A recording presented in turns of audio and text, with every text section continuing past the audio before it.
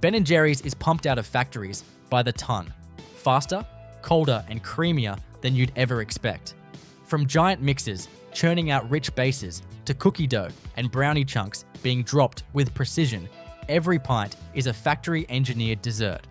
In this video, we're diving inside the delicious chaos of how Ben & Jerry's is really made.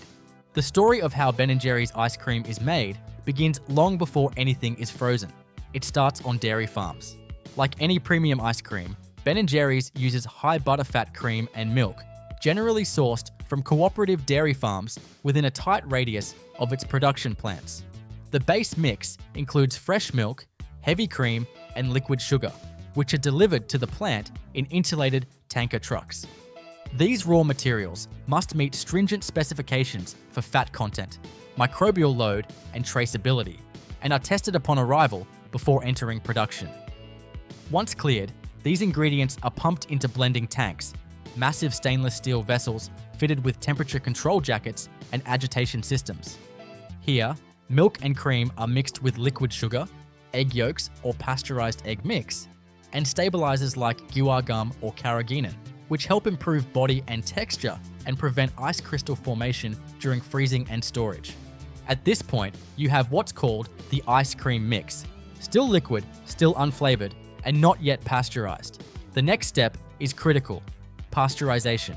The mix is pumped through a high-temperature, short-time pasteurizer, a system of tubular heat exchangers that rapidly heats the liquid to about 82 degrees C and holds it there for around 25 seconds before cooling it down immediately. This process kills off pathogenic microbes and reduces spoilage organisms without compromising the mix's functional proteins and sugars. As the liquid exits pasteurization, it's routed to homogenizers, where the fat particles are mechanically reduced in size and dispersed uniformly throughout the mix. This prevents fat separation and contributes to the smooth mouthfeel consumers expect from premium ice cream. Ben & Jerry's typically targets a butterfat content of around 14 to 16%, significantly higher than standard commercial ice cream, which gives their products their rich, dense texture. From here, the mix is sent to aging tanks, where it rests for several hours, usually 4 to 8 hours, at a chilled temperature of around 4 degrees C. This aging process allows the fat globules to crystallize slightly and the proteins and stabilizers to fully hydrate. The result is a thicker, more stable mix that is better suited for whipping and freezing during the next phases of production. Once aged, the mix is portioned and routed to one of multiple flavor vats, individual mixing tanks where the base ice cream mix is transformed into the beginnings of Cherry Garcia, chocolate chip cookie dough, fish food, and countless other signature flavors. This is where natural and artificial flavor extracts, cocoa powders, coffee concentrates, purees, or syrups are added depending on the recipe. Mixing times and speeds are carefully controlled to avoid over-aerating the mix or destabilizing emulsifiers. For chocolate-based flavors, melted or powdered chocolate may be folded into the mix. For fruit flavors, purees are added in a way that preserves acidity and color. At this point, the product still resembles a thick milkshake, flavored but not yet frozen. The next step is one of the most defining in ice cream manufacturing: dynamic freezing. The flavored mix is sent to a continuous freezer, a barrel-like machine lined with a refrigerated cylinder and a rotating scraper blade. The mix enters the freezer at 4 degrees C and is rapidly cooled to between 5 degrees C and 7 degrees C while being churned. The rotating blade scrapes frozen mix off the interior wall while simultaneously whipping air into the mixture. This whipping process is where overrun, the amount of air incorporated into ice cream, is controlled. Ben & Jerry's is known for its low overrun, typically 20-30%, meaning that only a small amount of air is introduced. This contrasts with cheaper ice cream brands that may reach 100% overrun or more, effectively doubling their volume with air. Low overrun results in a denser, creamier mouthfeel and more concentrated flavor. As the now partially frozen ice cream emerges from the continuous freezer, it's time for the brand's most iconic touch: the chunks and swirls. Whether it's brownies, cookie dough, peanut butter cups, cherries, caramel ribbons, marshmallow swirls, or crushed pretzels. These inclusions are added through ingredient feeders positioned immediately after the freezer. These feeders are synchronized to the output flow of the freezer, metering in the exact amount of mix-ins per liter of ice cream. Chunks are usually pre-portioned and frozen before use to ensure they hold their shape and don't smear during incorporation. Swirls like caramel, fudge, or raspberry are often delivered through variegating pumps, which inject thin streams of the sauce into the ice cream flow, creating marbled ribbons without complete mixing. At this stage, the ice cream is still semi-soft, similar to soft serve. It's immediately deposited into pint containers using rotary filling machines. These fillers can dispense precise volumes of chunky, semi-frozen ice cream into containers at high speed, while maintaining uniformity of fill, swirl distribution, and mix-in density. Some production lines may have multiple fillers operating in parallel to support different flavor runs.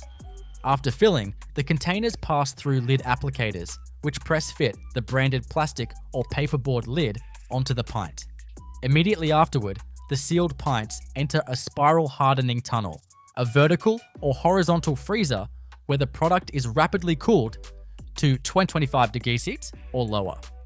This quick hardening step locks in air cell structure, prevents mix-in movement, and helps stabilize the final texture. As the freshly filled and lidded pints move into the hardening tunnel, they begin what is arguably one of the most critical transitions in the entire process, from semi-frozen to fully stable, deep frozen product.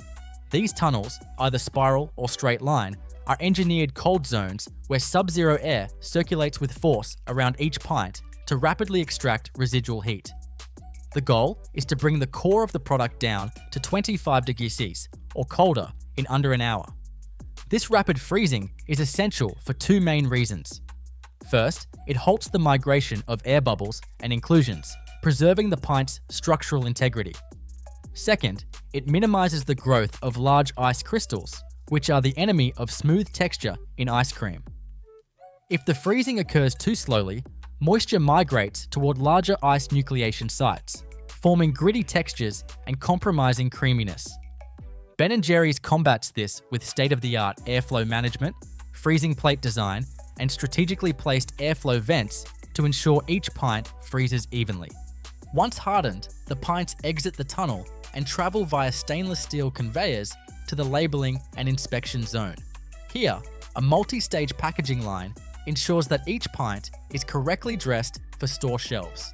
First, shrink-wrapped tamper bands are applied around the lid and container seam. These bands are heat shrunk using a tunnel fitted with infrared heaters or warm air jets, ensuring a snug, tamper-evident seal without damaging the container. After banding, the pints pass through labeling machines. These units apply pre-printed labels that identify the flavor, ingredients, nutritional information, and UPC codes. The labels are typically made from moisture-resistant paper or plastic film, designed to withstand freezer condensation without curling or peeling. For special edition flavors or collaborative launches, like their music or movie tie-ins, custom labels may feature additional artwork, QR codes, or collector designs. Next in line is date coding and traceability stamping. High-speed inkjet printers mark each pint with a unique combination of batch number, production date, plant code, and expiration or best by date. These identifiers are not just for consumers, they're crucial for traceability. In the event of a recall or a customer quality complaint, these codes allow factory teams to pinpoint the exact mix batch, inclusion batch, production shift, and even the machine settings that created the pint in question. The fully finished pints now head to automated case packing stations. Here, robotic arms or pneumatic packers group pints, usually in batches of 8, 12, or 16, into corrugated cardboard cases lined with insulation. The case is formed, filled, sealed, and coded for logistics tracking. In some factories, these cases are palletized by robotic arms fitted with vacuum grippers or soft clamping systems designed to handle frozen goods gently but efficiently. Before the pallets head to cold storage, Ben & Jerry's applies a final layer of quality assurance sampling. At this stage, QA technicians pull random pints from the line and perform multiple tests, visual inspection, hardness checks, inclusion distribution, and even weight verification to ensure filling accuracy. In parallel, microbiological sampling is performed in nearby labs, where swabs from equipment and mix samples are incubated and tested for pathogens like Listeria monocytogenes, Salmonella, or coliforms. For texture testing, QA teams use penetration testers or texture analyzers that simulate spooning or scooping action. These devices apply force to the pint and record resistance levels, ensuring that the ice cream isn't too hard, too soft, or inconsistently frozen. Flavor samples are stored for shelf life studies, while some are evaluated immediately in sensory booths by trained flavor panels. These panelists use calibrated scoring systems to check for balance, aroma, off flavors, and inclusion integrity. Approved pallets are then transferred to cold storage warehouses, gigantic freezer zones kept at 28 degrees or lower. These freezers often operate as high bay ASRS, with robotic cranes and elevators placing pallets into assigned positions tracked by warehouse management software. Each lot is tagged for first in, first out rotation, ensuring that older product ships before newer stock. From here, logistics takes over. Pallets are loaded into refrigerated trailers or intermodal freezer containers, known in the industry as reefers. These vehicles are temperature monitored and often GPS tracked to ensure no breach in the cold chain during transit. Depending on the destination, pints may go to national distribution centers, regional grocery chain warehouses, or direct-to-retail delivery hubs. Throughout this process, data is king. Every point in the production journey, from ingredient receipt to pallet shipping, is recorded digitally through an integrated MES. This data is critical, not just for traceability, but for continuous improvement. If a batch of brownies in chocolate fudge brownie was overly dry, or the caramel swirl in salted caramel core separated in freezing, plant managers can pull up historical temperature records, ingredient batch logs, and operator notes to identify and fix the issue in real time.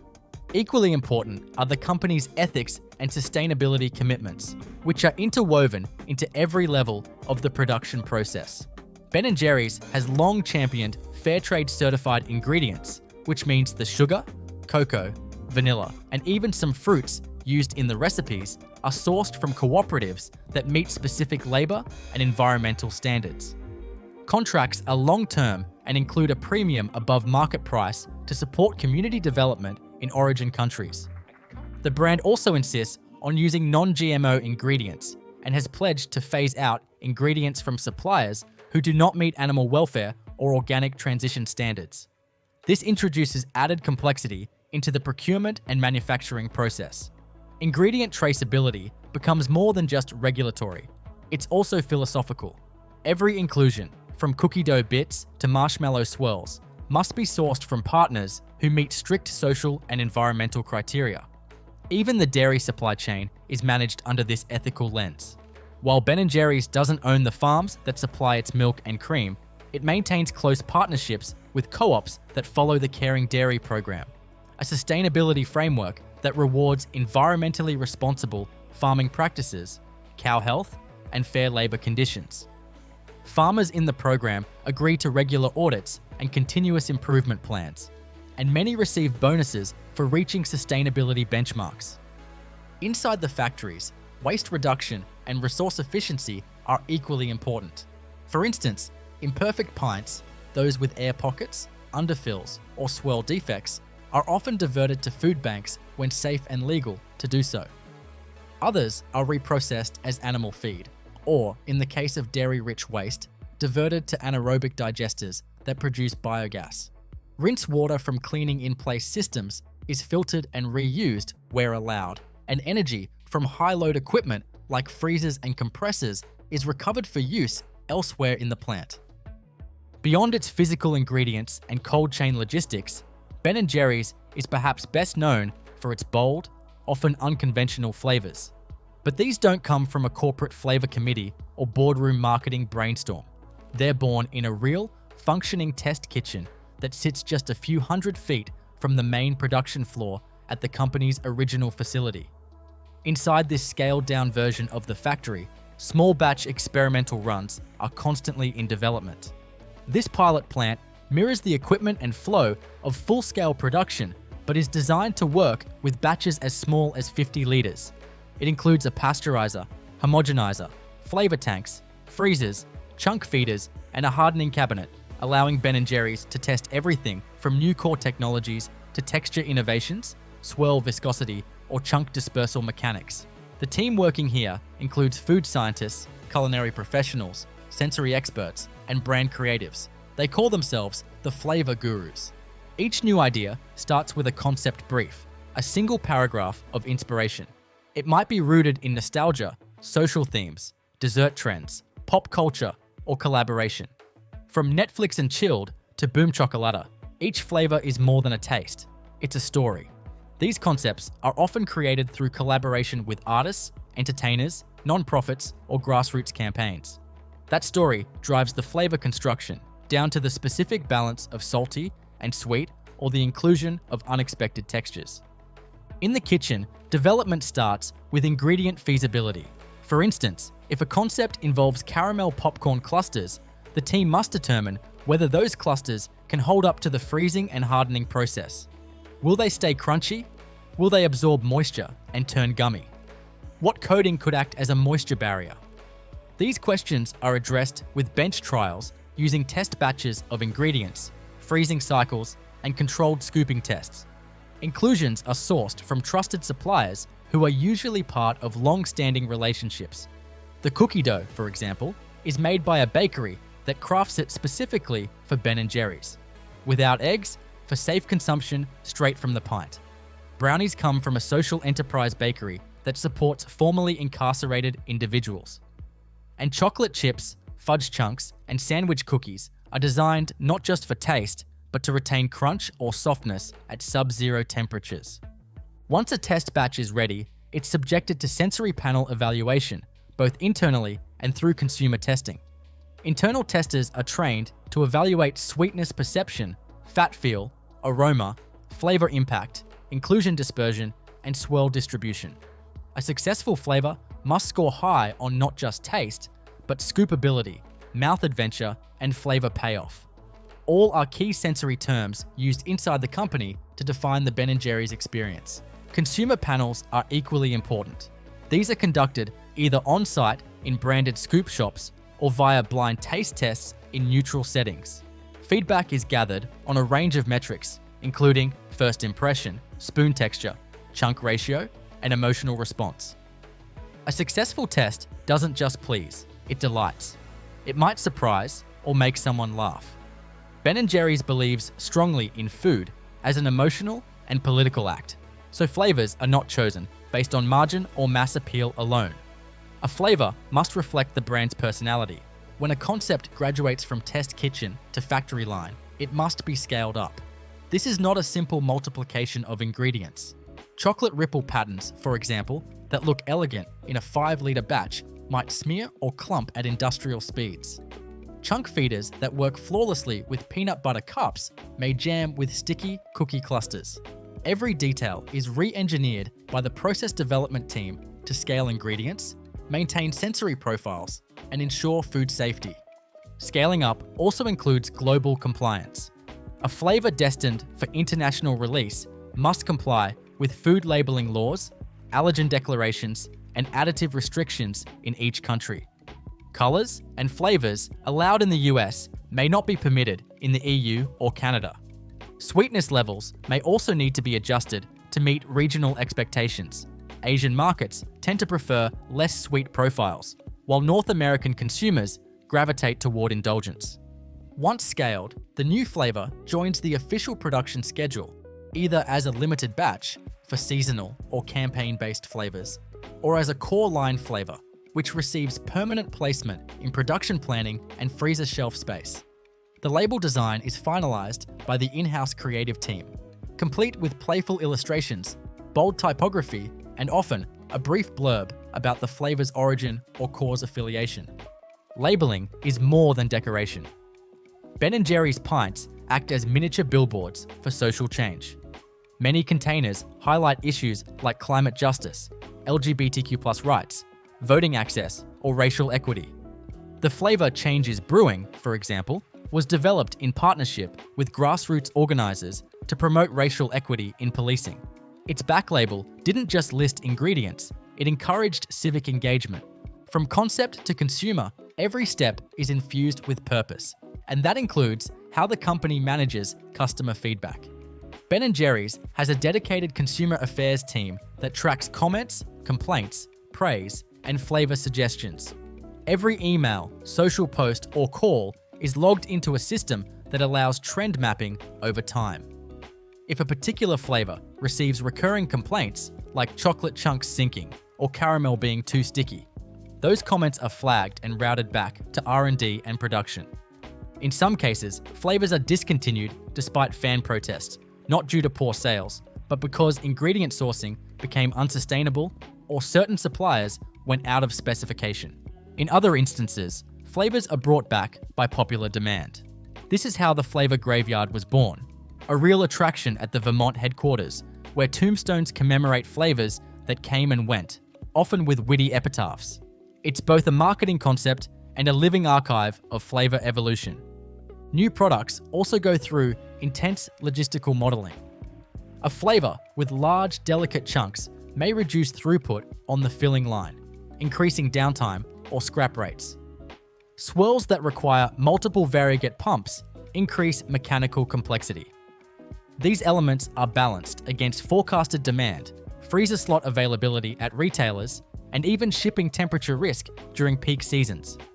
That's why every pint of Ben & Jerry's you see on a store shelf represents not just a recipe, but an intersection of ingredient science, brand storytelling, community values, and mechanical precision. It's the result of hundreds of decision points, most invisible to the average consumer, but essential to maintaining the brand's reputation for quality, flavor, and integrity. As the pints are filled, hardened, labeled, and boxed, the next area of focus becomes how they travel through the supply chain and ultimately arrive in a consumer's freezer, intact, safe, and delicious. But beyond logistical coordination, Ben & Jerry's invests significant energy into one final yet incredibly important layer of manufacturing: packaging innovation. The iconic Ben & Jerry's pint is more than just a paperboard container. It's a temperature-resistant, freezer-tolerant, moisture-shielding package designed specifically for the product's density and texture. The container walls are made of a specialized coated paperboard lined with food-safe barrier films that resist freezer burn, moisture ingress, and cracking under ultra-low temperatures. The inside coating is formulated to prevent fat migration, a condition where lipids from the cream leach into the packaging over time, causing off flavors. The lid, typically made from HDPE or polypropylene plastic, snaps securely in place to prevent air exchange while still being easy to remove after hard freezing. For pints shipped internationally or stored long-term, an optional foil heat seal membrane is applied just beneath the lid. This creates an oxygen-impermeable barrier and protects against tampering or lid displacement during distribution. But just as important as performance is sustainability. Ben & Jerry's has made firm commitments to reducing their environmental footprint through packaging design. A major focus has been sourcing FSC-certified paperboard and increasing the recyclability of their containers. Though paperboard is technically recyclable, the inner lining poses challenges for municipal recycling systems. To combat this, the company has invested in trials using plant-based biopolymer coatings instead of petroleum-derived films, aiming to maintain moisture resistance while allowing better biodegradability or compostability in the future. Even the ink used on the labels has undergone scrutiny. Soy-based inks and water-based adhesives have become the standard, reducing reliance on volatile organic compounds during printing. For larger tubs used in scoop shops or food service formats, Ben & Jerry's is transitioning toward reusable, closed-loop options that can be collected, sanitized, and reissued where regional infrastructure allows. Still, the environmental impact of ice cream production extends beyond packaging. Frozen distribution is energy-intensive, requiring constant cold chain integrity from the moment the pint exits the hardening tunnel to the second it's unpacked at a grocery store.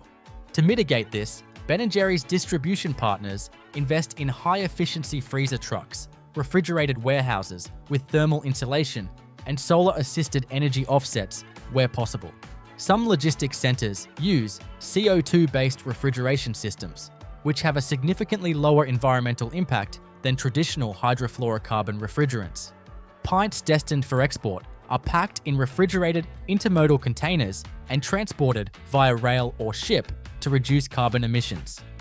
Temperature is monitored in real time, and alerts are sent if any container rises above the critical 218 degrees C threshold. Any thermal excursions during transit are flagged, and affected product is either returned or discarded, depending on severity. There's no compromise on quality. Once pints reach their retail destinations, whether big box stores, co-ops, gas stations, or independent grocers, they are unpacked and placed in open-top commercial freezers designed to hold temperatures consistently and ensure visibility of the brand. Ben & Jerry's also monitors in-store freezer environments through data loggers placed in select markets. These devices measure temperature trends and help identify retailers where the product may be exposed to excessive fluctuation, leading to texture degradation or shrinkage.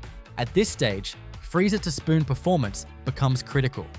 Unlike low-fat or high-air ice creams that soften quickly, Ben & Jerry's ultra-premium product is dense, full-fat, and low overrun, making it slower to thaw. Engineers have worked to balance the pint's firmness with scoopability by optimizing the ratios of milk solids, sugars, and fats. Stabilizers like Gar Gum and Locust Bean Gum help create an ice matrix that resists shrinkage while softening gradually and predictably. Sensory testing even includes wait time analysis, a timed metric that captures how long a pint must sit at room temperature before it reaches ideal scoopability. The goal is to strike a balance, long enough to preserve freezer life, but not so hard that consumers become frustrated waiting to eat it. Recent innovations have included small adjustments in fat globule size and emulsifier use to reduce the scoop delay by up to 30 seconds without compromising the iconic creamy mouthfeel. What's remarkable is how all of these technical, logistical, and quality-driven steps still connect directly back to the brand's identity. Ben & Jerry's isn't simply a company that produces ice cream. It's a brand built on progressive values, social action, and vocal advocacy, an uncommon stance in a heavily commoditized food industry. From their earliest days in Vermont, the founders saw the company as a platform for community building and systemic change. That mission continues today, even under the ownership of a global conglomerate, through an internal, values-led sourcing program, a public social mission statement, and a justice team that works full-time on partnerships and advocacy campaigns. That means the company is as likely to issue a statement on voting rights or environmental justice as it is to release a new flavor. These values don't just live in press releases, they manifest in the factories too. Production workers participate in community volunteer programs and receive above-market wages. Ingredient sourcing contracts include equity clauses and social premiums.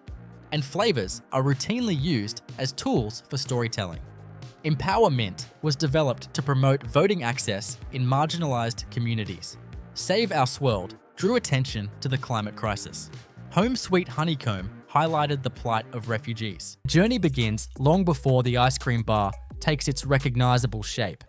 At the heart of Magnum's appeal is its dense, creamy ice cream base, typically made from a high butterfat dairy mix that gives it its rich mouth feel. The base ingredients include whole milk, cream, sugar, glucose syrup, and sometimes egg yolk for additional texture. These raw materials are sourced from vetted dairy farms and suppliers that comply with stringent quality control measures. Upon arrival at the production facility, the dairy ingredients are immediately transferred into refrigerated holding tanks to maintain their integrity.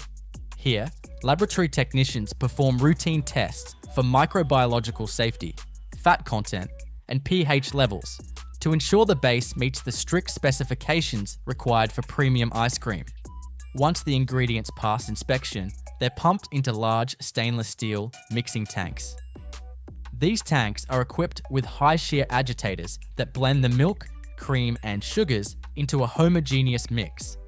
During this phase, emulsifiers and stabilizers, such as mono and diglycerides or guar gum, are added to enhance the creaminess and improve the shelf life of the product.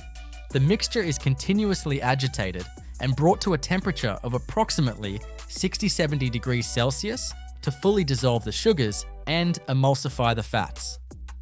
The next critical step is pasteurization. The liquid mix is sent through a continuous flow pasteurizer, usually a plate heat exchanger, where it is rapidly heated to around 83 degrees Celsius for about 15 seconds. This high temperature, short time pasteurization process ensures the destruction of harmful bacteria while preserving the functional properties of the dairy. Immediately after pasteurization, the mix is flash cooled to below 4 degrees Celsius to minimize microbial growth and is transferred to maturation tanks. In the maturation tanks, which are jacketed vessels with slow-moving agitators, the mix is held at low temperatures for 4 to 12 hours. This resting period allows the emulsifiers and stabilizers to hydrate fully and the fat globules to partially crystallize. Maturation significantly improves the whipping quality of the mix and enhances the texture and body of the final ice cream. With the mix properly matured, it is now ready for freezing. The liquid base is pumped into continuous freezers, which are essentially refrigerated barrel drums equipped with rotating scraper blades. As the mix is pumped through these freezers, it is simultaneously aerated and frozen. The aeration, or overrun, is carefully controlled to maintain Magnum's signature dense texture, with overrun values kept well below standard commercial ice cream. The continuous freezer operates at sub-zero temperatures, rapidly freezing the mix to around -5 degrees Celsius while incorporating micro bubbles of air for creaminess. At this semi-frozen stage, the ice cream has reached a soft serve consistency and is now ready for molding. One of the defining features of Magnum bars is their perfectly oval, bar-shaped form. This is achieved using a high-speed rotary molding system. Rows of stainless steel molds, pre-chilled to approximately -30 degrees Celsius, are arranged on a conveyor belt that dips them into a vat of liquid ice cream. As the molds emerge from the bath, the ice cream begins to freeze instantly against the chilled metal surfaces. To ensure a consistent core, the partially filled molds are passed through a hardening tunnel. This tunnel is essentially a blast freezer operating at -40 degrees Celsius or lower, using forced air circulation to rapidly solidify the product. Once hardened, the bars are extracted from the molds using a short burst of warm air or a mechanical press system. Immediately upon demolding, the ice cream bars are affixed to wooden sticks via a precise robotic inserter. These sticks, usually made of sustainably sourced birch or poplar wood, are sterilized and fed into the system through automated dispensers. Now comes one of the most iconic steps in the process: the chocolate enrobing. Magnum's chocolate coating is what sets it apart from most other ice cream bars. The chocolate used is often Belgian in origin and must meet exacting melt and viscosity specifications. It arrives at the factory in solid form and is melted down in jacketed tanks fitted with stirrers that maintain a constant, uniform temperature, typically around 40-45 degrees Celsius, to ensure a smooth flow. The hardened ice cream bars are conveyed toward the enrobing station, where they pass over a curtain of liquid chocolate. Each bar is dipped or showered with the molten coating using a carefully calibrated nozzle system. The chocolate immediately begins to solidify upon contact with the supercooled surface of the ice cream, forming the signature crack when bitten into. To achieve a uniform coating thickness, the enrobing line is equipped with vibration tables and air knives that remove excess chocolate without disturbing the integrity of the shell. Depending on the variant, classic, almond, white, or one of the many seasonal releases, additional toppings like almond pieces, cookie crumbles, or caramel swirls are applied to the wet chocolate shell before it fully sets. These inclusions are dispensed via gravimetric feeders, or rotating drum applicators that ensure even distribution. Once enrobed and topped, the bars are transferred into a secondary hardening tunnel for final crystallization.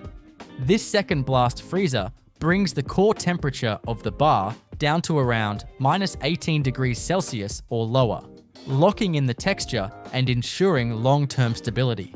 After hardening, the bars move into the packaging area, a highly automated zone designed for speed and hygiene. Here, the products are first visually inspected, sometimes with the help of AI-based vision systems, to detect any surface defects, asymmetry, or misapplied toppings. Acceptable bars are funneled into flow wrapping machines that wrap each individual bar in a high barrier plastic film. This film is not just for branding and appeal, it plays a vital role in protecting the product from moisture migration, freezer burn, and flavor loss.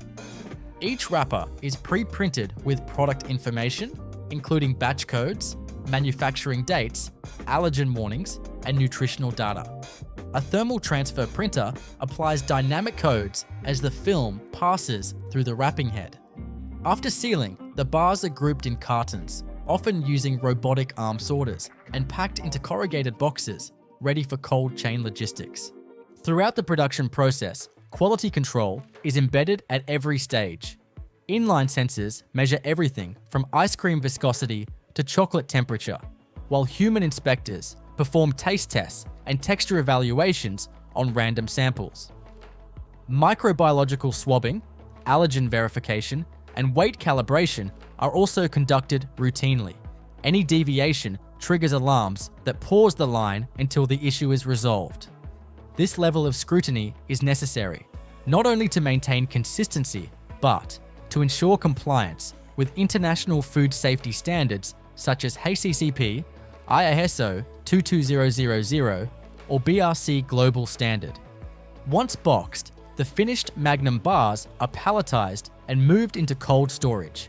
These industrial freezers maintain a stable environment at around -25 degrees Celsius, critical for preserving the product's texture and preventing recrystallization.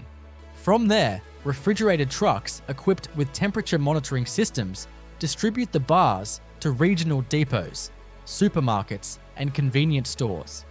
The logistics chain is tightly managed to ensure the product remains frozen solid all the way to the point of sale. Interestingly, the entire Magnum production system is designed for modularity and scalability. Production lines can be quickly reconfigured to produce different flavors, bar sizes, or seasonal variants, thanks to programmable logic controllers and standardized mold sets. In larger plants, multiple lines may run in parallel, each specializing in a different SKU. Automation doesn't just improve efficiency, it reduces contamination risks and allows for extremely precise control over ingredient ratios, freezing rates, and coating thickness. What makes Magnum truly remarkable is how it bridges artisanal quality with industrial efficiency. Despite being mass-produced, each bar is designed to evoke the sensory richness of a handcrafted dessert. The sound of the chocolate snap, the creaminess of the core, and the exact melting point of the coating are all fine-tuned, using years of research in food science and process engineering. Even sustainability has entered the picture. Many Magnum facilities are now integrating closed-loop water cooling systems, solar-powered equipment, and blockchain-enabled traceability for key ingredients like vanilla and cocoa. This reflects a growing consumer demand for transparency and environmental responsibility, even in the indulgent world of frozen treats. It all begins with the foundational dairy mix, which forms the base for every pint. Ben & Jerry's ice cream is made from cream, condensed skim milk, liquid sugar, and egg yolks. These ingredients are sourced from dairy farms that are part of the Caring Dairy program, a sustainability initiative focused on animal welfare, environmental stewardship, and farmer livelihood. The cream and milk arrive at the factory in insulated tanker trucks, which are sealed and refrigerated to ensure freshness. Each delivery is tested on arrival for butterfat content, temperature, and microbial safety before being offloaded into large, refrigerated stainless steel storage tanks. Once approved, the raw ingredients are metered into blending tanks, where the liquid base is formulated. These tanks are equipped with high-shear mixers and homogenizers that ensure a uniform dispersion of fat and solids. Egg yolks are added not just for richness, but as natural emulsifiers, giving Ben & Jerry's its thick, custard-like body. Depending on the flavor being produced, this base mix may also include cocoa powder, pure vanilla extract, or natural flavorings, each added in precisely measured quantities under strict batch protocols. Every component is logged and traceable, complying with both food safety regulations and the company's transparency standards. Next, the liquid mix is pasteurized to eliminate potential pathogens. This is done through a continuous flow system, typically a plate heat exchanger, that rapidly heats the mixture to around 83 degrees Celsius for about 15 seconds. The mix is then cooled instantly to below 4 degrees Celsius and sent to aging tanks. These stainless steel tanks are fitted with slow-moving paddles to keep the mix from separating while it rests for a minimum of 4 hours, and often up to 12. Aging allows the milk proteins and emulsifiers to fully hydrate, improves the texture, and helps develop the desired mouthfeel in the final product. Once the mix has aged properly, it's time for flavoring and freezing. This is one of the most tightly controlled and choreographed stages in the process. The aged base is pumped into continuous freezers, large barrel-shaped machines that scrape, whip, and chill the mix simultaneously. In these machines, the mix is cooled down to about -5 degrees Celsius and aerated with tiny amounts of air. Ben & Jerry's is known for its super premium designation, which means it contains less overrun than standard ice cream. Overrun refers to the amount of air incorporated during freezing, and low overrun results in a denser, creamier product. The target overrun for Ben & Jerry's is around 20%, far below the 80 to 100% often found in cheaper brands. As the ice cream exits the continuous freezer, it is still semi-soft and ready for the next hallmark of Ben & Jerry's, the mix-ins. The brand's chunky identity relies on adding generous portions of solid inclusions such as cookie dough, fudge brownies, peanut butter cups, and nuts. These ingredients are pre-prepared and kept frozen or chilled to prevent them from melting or breaking apart during mixing. They're delivered to the factory in bulk containers and are inspected for uniformity and contamination. Depending on the flavor, the inclusions are automatically dispensed into the flow of semi-frozen ice cream using an ingredient feeder. This is a sophisticated auger system that evenly meters chunks into the product stream without jamming or crushing them. The swirl elements, like caramel ribbons, fudge streaks, or marshmallow sauces, are added through a separate injection system. As the ice cream flows through a special section of the filler pipeline, precision nozzles inject thick sauces in continuous streams or pulses depending on the design. This ensures even distribution without blending the swirls into the base, preserving the distinct streaks of flavor that fans love. With all mix-ins and swirls incorporated, the ice cream is now ready for packaging. The semi-solid product is pumped into pre-labeled pints using automatic piston fillers. These fillers are calibrated to deposit exactly 473 milliliters of ice cream into each container with minimal air pockets or overflow. The filling heads descend onto the pint cups with synchronized timing, and sensors detect the proper fill level. The filled pints are then sealed with a foil lid and capped by a high-speed lidding machine. A light pressure press ensures that the lid sits flush, followed by a tamper-evident heat band or film seal in some plants. From here, the pints travel immediately into a hardening tunnel, an ultra-low temperature environment often referred to as a spiral freezer or blast tunnel. Operating at temperatures around -40 degrees Celsius, this tunnel freezes the pints solid in under 30 minutes, using high-velocity air circulation. Quick hardening is critical not only for texture and shelf life, but also to prevent the inclusions from sinking or rising within the pint before solidification. The spiral hardener moves the pints upward or downward along a long helical path, maximizing contact time while minimizing floor space. Once hardened, the pints are conveyed to a packaging line where they are inspected, date-coded, and boxed for shipment.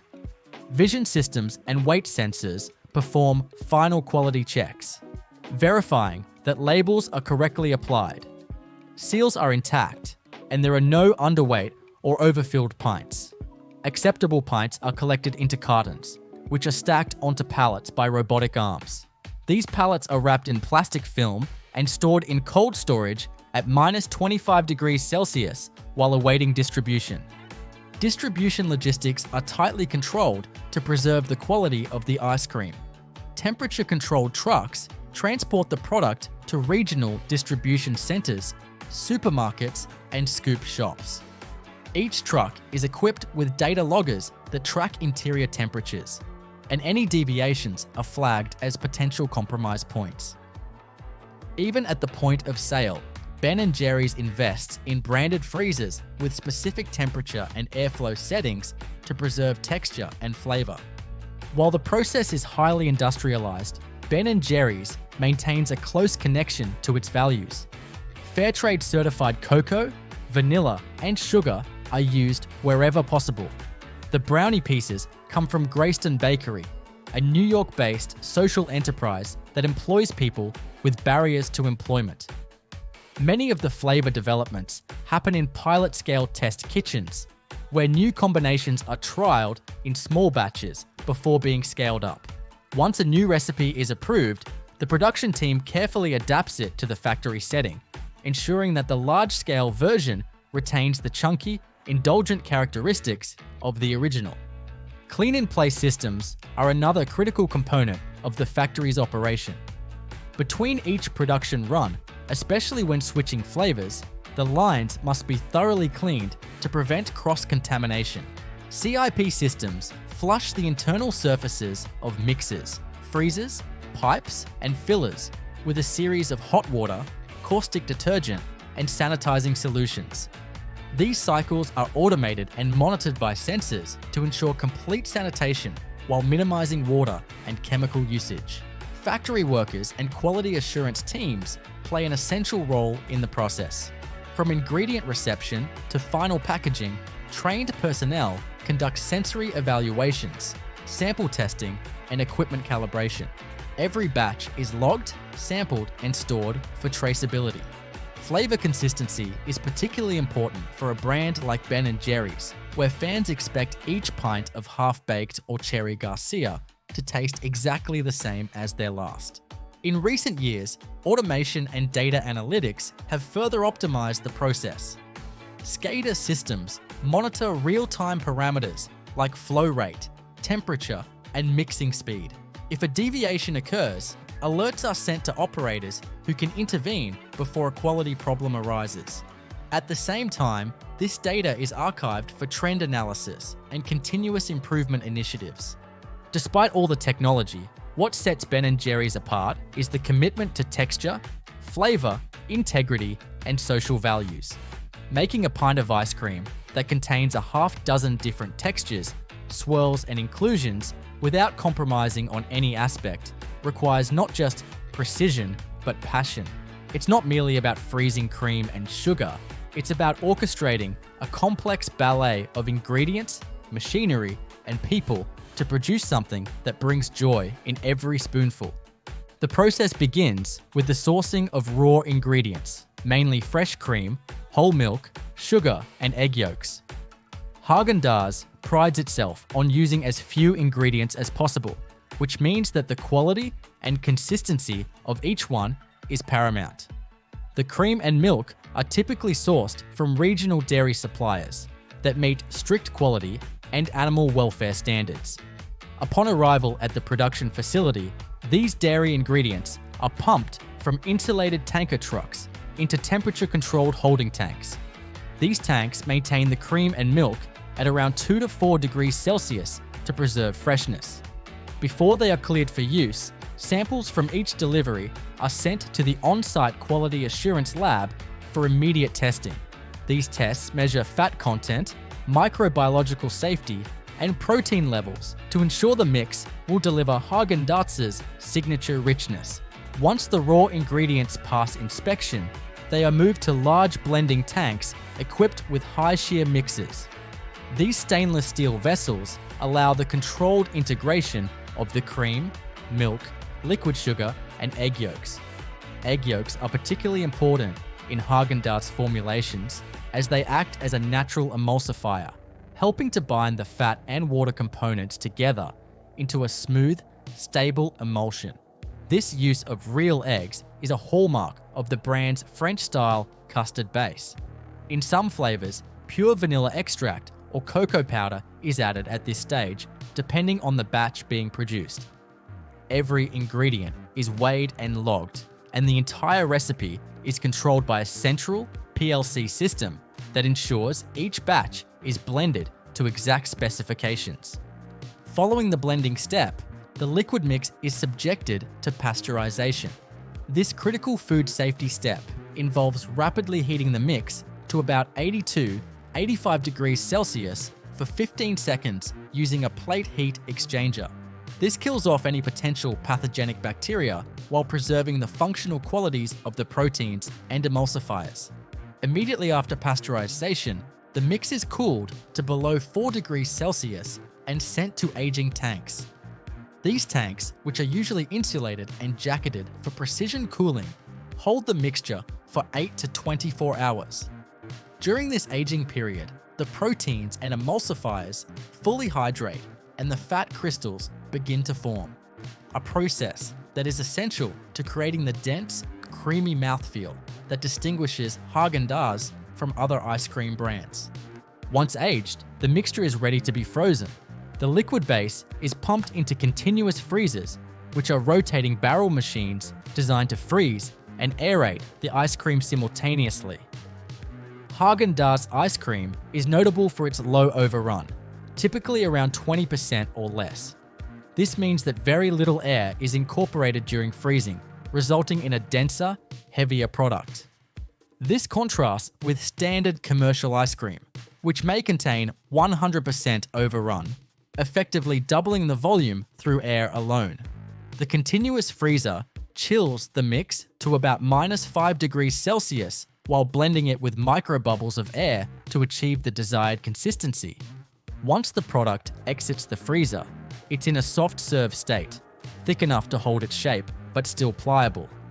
At this point, any swirl ingredients, flavor pastes, or inclusions such as chocolate chunks or fruit pieces are added. Unlike brands that pack their products with multiple layers of mix-ins, Häagen Dazs tends to focus on refined and restrained combinations. However, for flavors like chocolate chip or dulce de leche, ingredient feeders are used to incorporate solid components without damaging them or disrupting the flow of the product. These feeders use auger screws and synchronized timing to introduce the chunks or ribbons directly into the stream of semi-frozen ice cream, ensuring even distribution. After inclusions are added, the ice cream flows to the filling station. Pints, which are pre-labeled and stacked in a hopper, are automatically placed onto a conveyor system that moves them beneath piston fillers.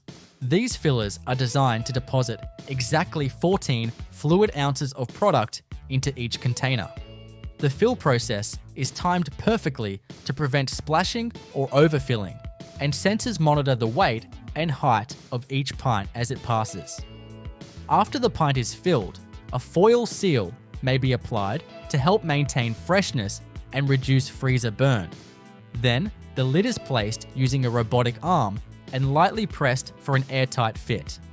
From here, the pints are conveyed into a spiral hardening tunnel, a vertical, corkscrew-shaped blast freezer that rapidly brings the core temperature of each pint down to below -20 degrees Celsius.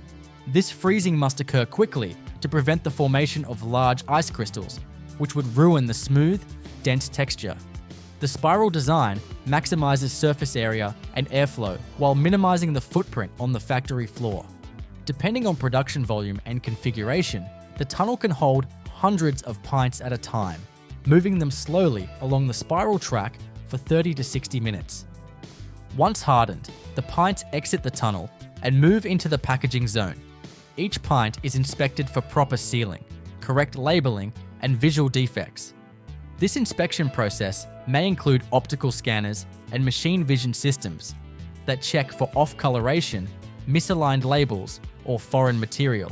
Some facilities also use X-ray systems to detect any hard contaminants that may have entered during the filling process, particularly in flavors with inclusions like nuts or toffee. After passing inspection, the pints are grouped and boxed into secondary packaging, usually corrugated cardboard cases containing 6 or 8 units.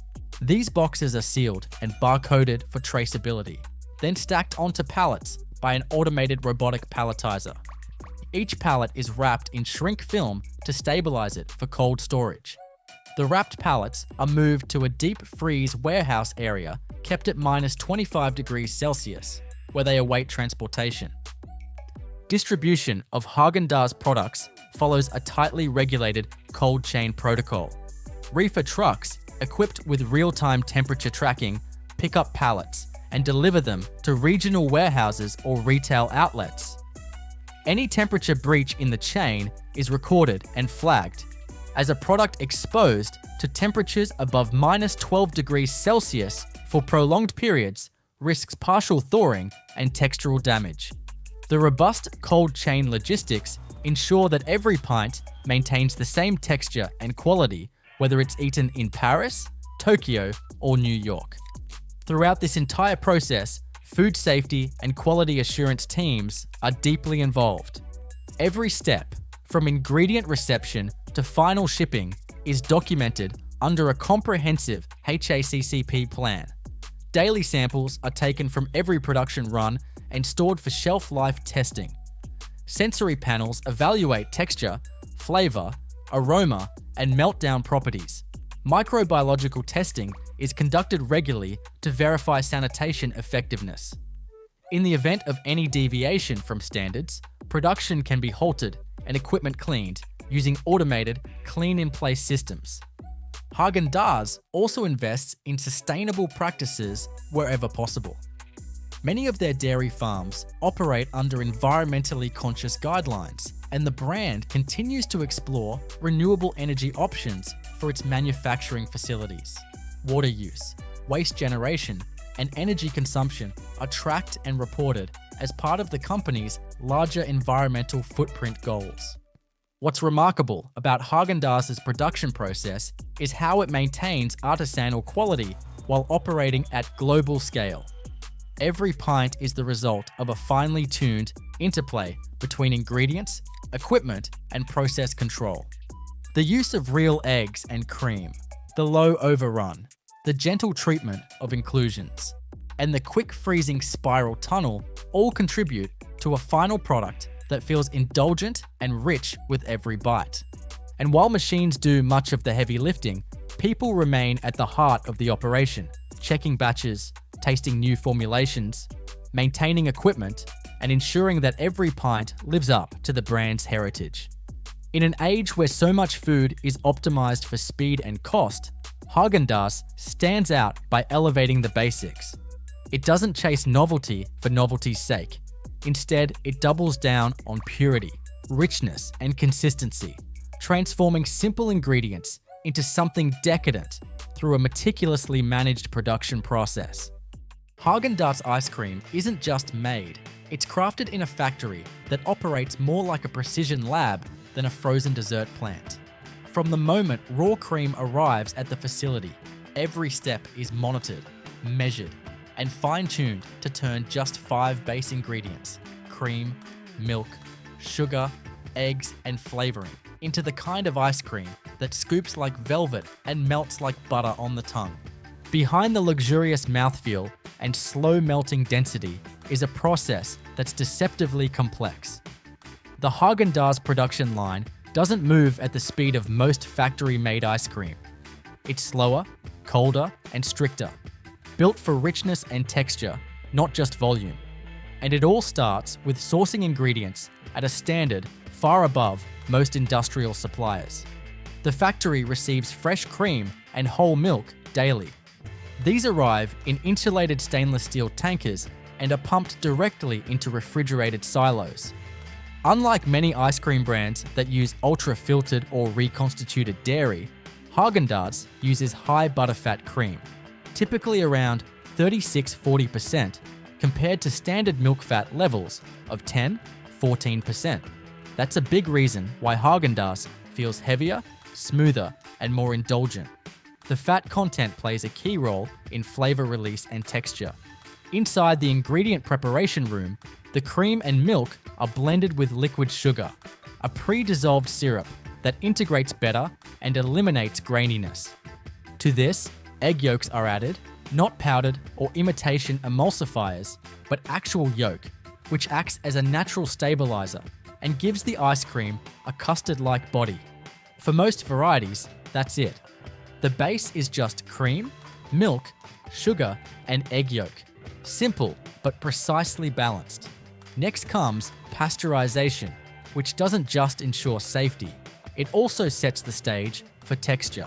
The mixture is pumped into a plate heat exchanger, where it's heated to around 180 degrees Fahrenheit for about 30 seconds, then rapidly cooled to just above freezing. This kills bacteria, but also alters the protein structures in the milk, giving the ice cream base better structure and scoopability later on. Once pasteurized, the mixture flows into aging tanks, enormous stainless steel vessels where the liquid base rests for 12 to 24 hours at near freezing temperatures. This aging process is crucial. It allows fat globules to crystallize slightly and proteins to fully hydrate. Without this resting period, the texture would be thin and icy. With it, the base becomes thick, rich, and ready to carry flavor.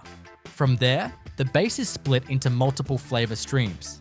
The factory is divided into lanes, each designed to handle different inclusions and flavor profiles. For vanilla, real vanilla extract is added directly into the base. For chocolate, melted chocolate or cocoa paste is blended in. Fruit flavors use purees that have been filtered and flash pasteurized off-site to preserve color and aroma. Everything is batch dosed by weight and logged digitally. No guesswork, no approximation. Then comes homogenization, a high-pressure system that forces the mix through narrow valves at thousands of psi. This breaks down the fat globules into microscopic particles, distributing them evenly throughout the mixture. Homogenization gives the ice cream a uniform creaminess and prevents fat separation during freezing. It also ensures that every bite tastes and feels the same, with no greasy streaks or watery gaps. Once flavor is blended and homogenization complete, the liquid ice cream is pumped into freezing barrels, where the real transformation begins. These barrels are jacketed with refrigerant coils and filled with rotating scraper blades. As the liquid base flows in, it's cooled to about 20 degrees Fahrenheit, while the blades continuously scrape the forming ice crystals off the inner wall, ensuring a fine, smooth texture. Air is injected into the mix at a controlled rate, a step known as overrun.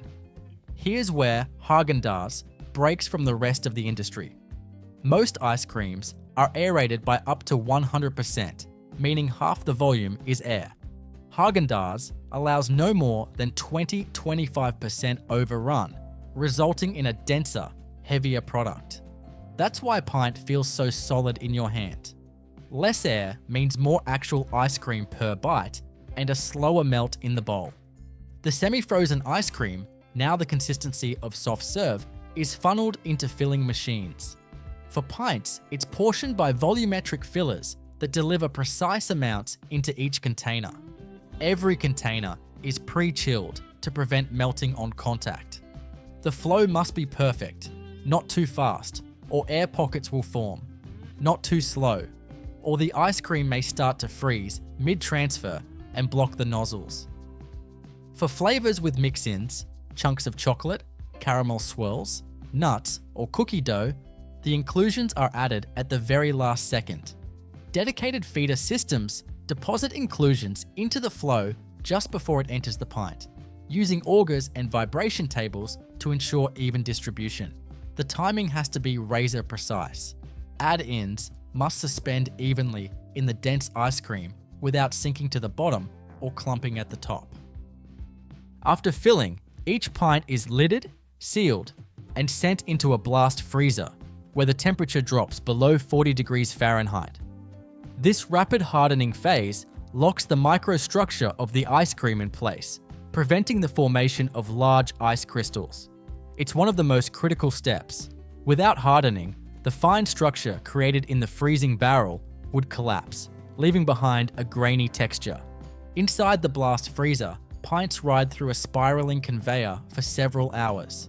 The air is dry and super chilled, moving across the containers in high-speed bursts.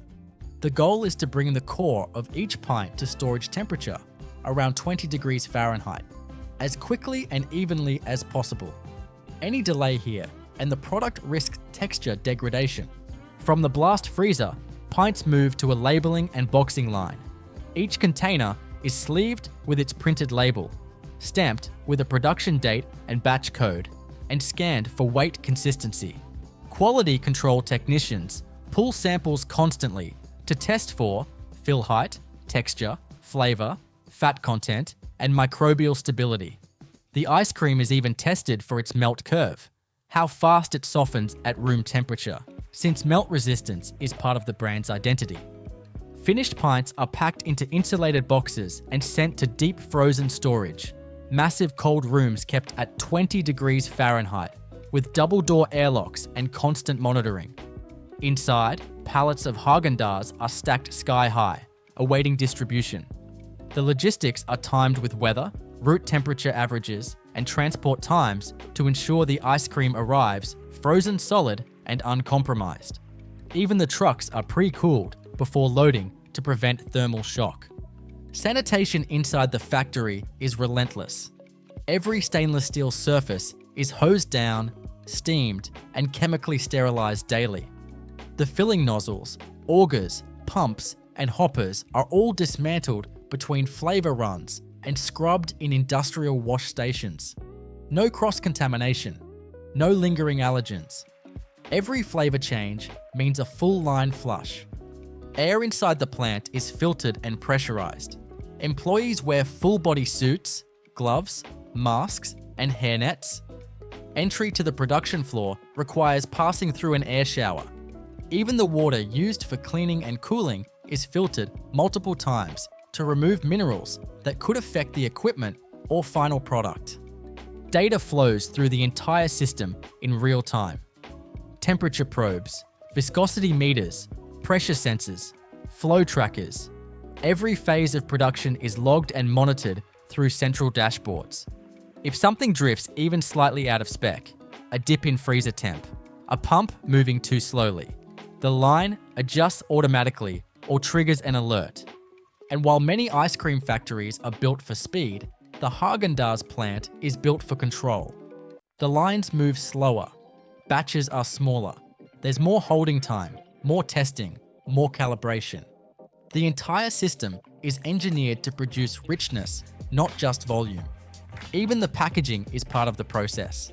The containers are triple layered and coated to resist freezer burn. The lids are pressure sealed to prevent air infiltration. Labels are designed to hold up in extreme cold without peeling or fading. And every element of the container, from its shape to its material, is chosen to preserve the internal temperature for as long as possible outside the freezer. So while a pint of Häagen Dazs might feel simple in your hand, just a clean container filled with ice cream, the process behind it is anything but. From liquid dairy to frozen scoop, every step is measured, chilled, sealed, and scrutinized. It's not just a factory, it's a climate-controlled ecosystem dedicated to one product. Ice cream that tastes indulgent, melts slowly, and leaves nothing to chance. Inside the Ben & Jerry's factory, ice cream isn't just made, it's celebrated. Chunky, swirly, creamy, and deliberately over the top, each pint that rolls off the line is the product of a factory system designed to never say no to a mix-in. While most ice cream plants are built for uniformity and efficiency, Ben & Jerry's production lines are built to embrace chaos. Massive brownie chunks, peanut butter cores, caramel ribbons, full cookie pieces, folded into frozen custard with wild precision. And it all starts with an unflavored, off-white liquid base held in chilled stainless steel tanks. The process begins in the mix room, where the core ingredients, cream, condensed skim milk, liquid sugar, egg yolks, and stabilizers, are blended together to form the unflavored ice cream base. This isn't your average low-fat mix. Ben & Jerry's uses a high butterfat blend, around 14-16%, which gives the final product its signature scoop resistance and creamy, mouth-coating texture. The mix is pumped into 1,000 gallon jacketed tanks and agitated to ensure full emulsification before moving to pasteurization. Pasteurization is critical, not just for food safety, but for structure. The base is heated to 180 degrees Fahrenheit, then rapidly cooled to below 40 degrees Fahrenheit using a plate heat exchanger. This flash cooling locks in the emulsion and prepares the mix for aging, which takes place in aging vats for 4 to 8 hours. During this time, fat globules solidify slightly and proteins hydrate fully, creating a base that whips up smoother and holds air better in the freezer. From here, the mix is routed to flavor vats, where the base gets transformed into one of dozens of specific flavor recipes. Real ingredients are used: pure vanilla extract, fair trade cocoa, banana puree, fruit jams, and coffee concentrate. Each flavor is stored in sealed, cooled chambers with individual dispensing lines to avoid cross-contamination. Once added, the mix is homogenized again, ensuring flavors are fully incorporated. Then it's time for the freezers, and this is where things get loud and fast. The liquid mix is pumped into continuous freezers that operate at sub-zero temperatures, usually around 22 degrees Fahrenheit. Inside, rotating scraper blades freeze the mixture against the chilled walls while injecting a carefully measured amount of air, known as overrun. Ben & Jerry's uses low overrun, about 20-25%, making their ice cream far denser than most. It's one of the key reasons why a pint feels heavy, scoops slowly, and melts luxuriously. The result at this stage is soft serve consistency, thick but pliable. That's when the real Ben & Jerry's identity kicks in, the chunk feeder.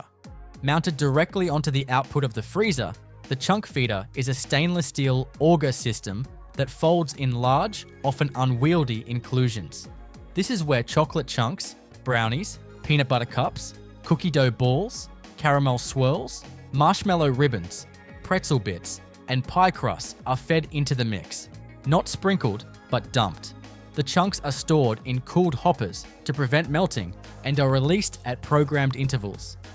Sensors monitor chunk size, density, and flow rate to ensure even distribution.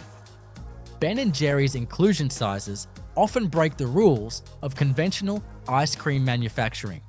Whereas most brands aim for 1/4 inches particles or smaller, Ben & Jerry's regularly includes chunks over 1/2 inches in diameter. That means the entire system, from the chunk feeder to the pint filler, has to be engineered to let large solids pass without jamming. Conveyor belts are wider, augers are stronger, and the valves are oversized to accommodate anything from gooey brownies to whole nuts. Once the mix-ins are blended into the semi-frozen base, the ice cream flows directly into pint fillers. Automated machines that fill pre-chilled pints in a single downward plunge. These machines must fill quickly and cleanly without air pockets or uneven distribution. The fill level is carefully controlled so that chunky pieces don't rise above the lip of the container. Any overfilled or underfilled pints are kicked off the line automatically. After filling, the pints are lidded and flipped upside down.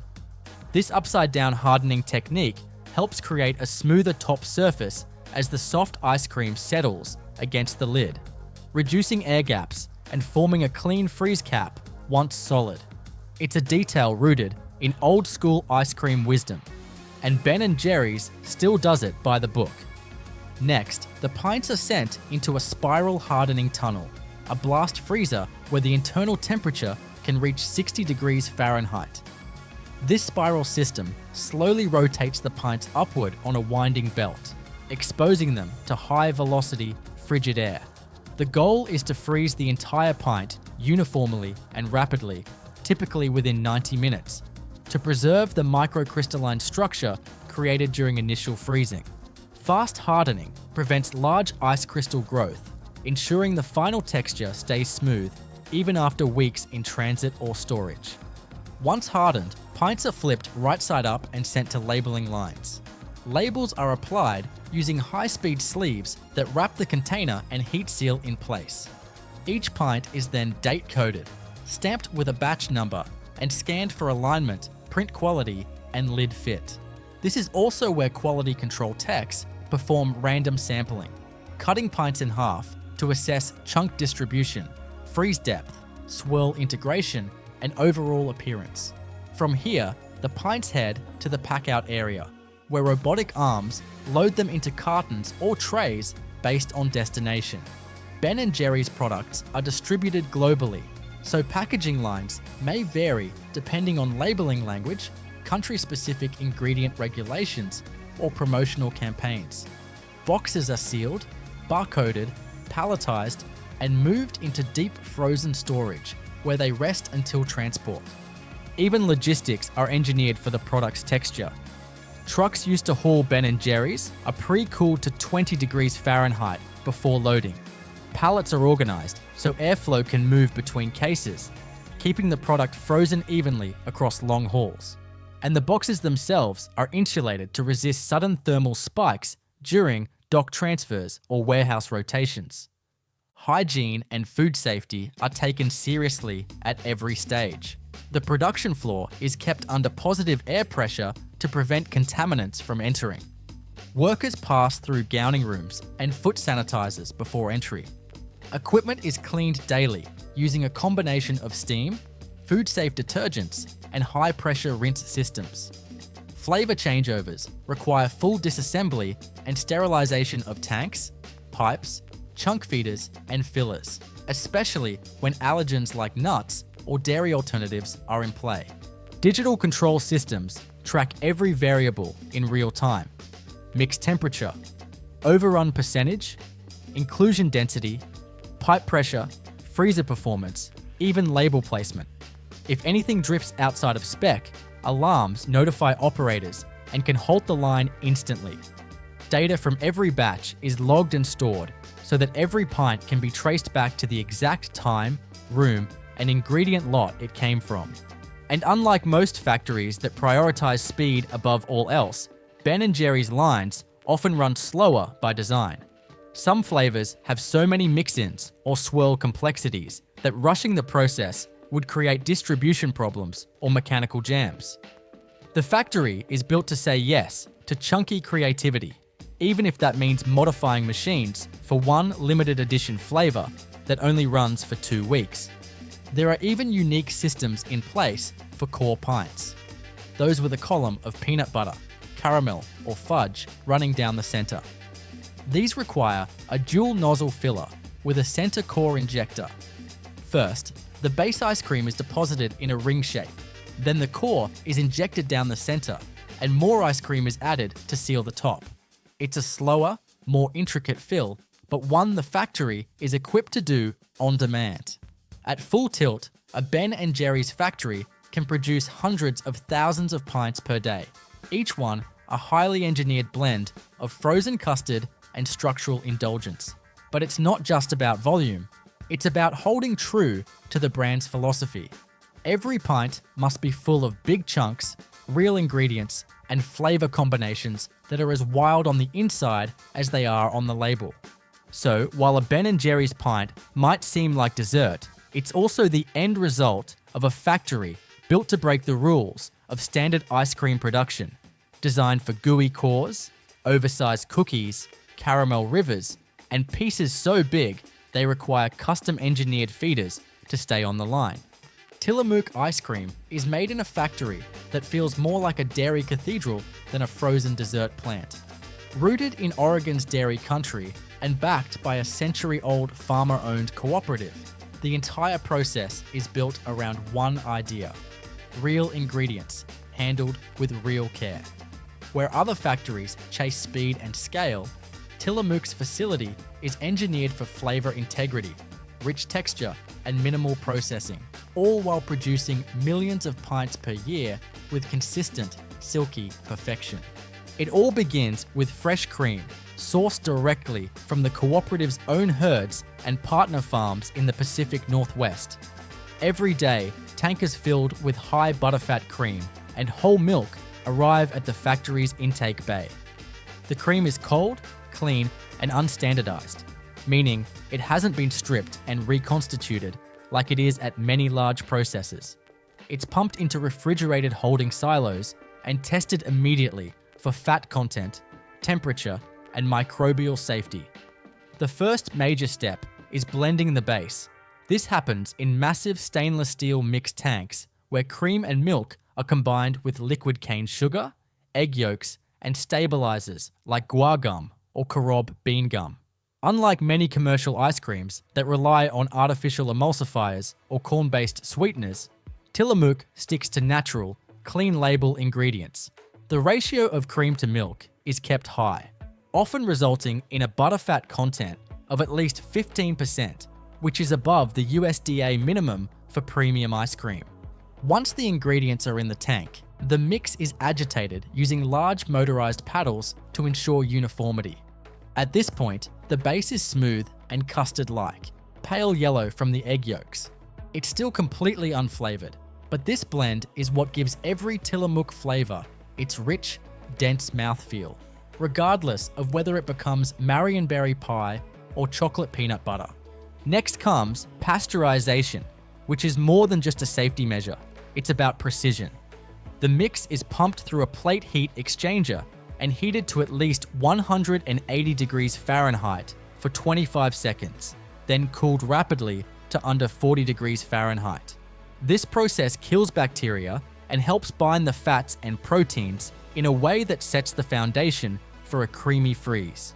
The pasteurized base is then moved to aging tanks, where it sits undisturbed at cold temperatures for up to 24 hours. This aging step allows the fats to crystallize and the proteins to fully hydrate, giving the base better stability during freezing. From here, the base heads to flavor dosing stations, small, enclosed bays where precise amounts of vanilla extract, cocoa, fruit purees, and other natural flavor compounds are blended into individual batches. Tillamook prides itself on using real ingredients: pure vanilla, actual chunks of Oregon-grown fruit, and hand-crushed chocolate. No artificial flavors, no chemical emulsions.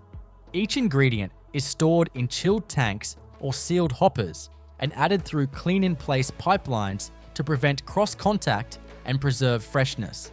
For flavors that include mix-ins like fudge, caramel swirls, pie crust chunks, or peanut butter, each add-in is handled in a dedicated, solid system. These ingredients are kept chilled or frozen to maintain integrity and only added after the ice cream is semi-frozen to prevent melting, disintegration, or settling.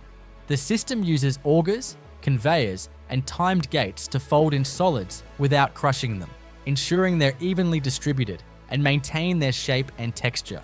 Then comes the heart of the process: the continuous freezer. The flavored base is pumped into barrel-style freezers lined with ammonia-cooled jackets. Inside, rotating scraper blades spin against the frozen walls, preventing buildup and keeping the mixture in constant motion. As the base freezes to about 21 degrees Fahrenheit, air is injected into it to create volume. But unlike many brands, Tillamook uses very low overrun, usually around 20%, meaning the finished ice cream is only 20% air by volume.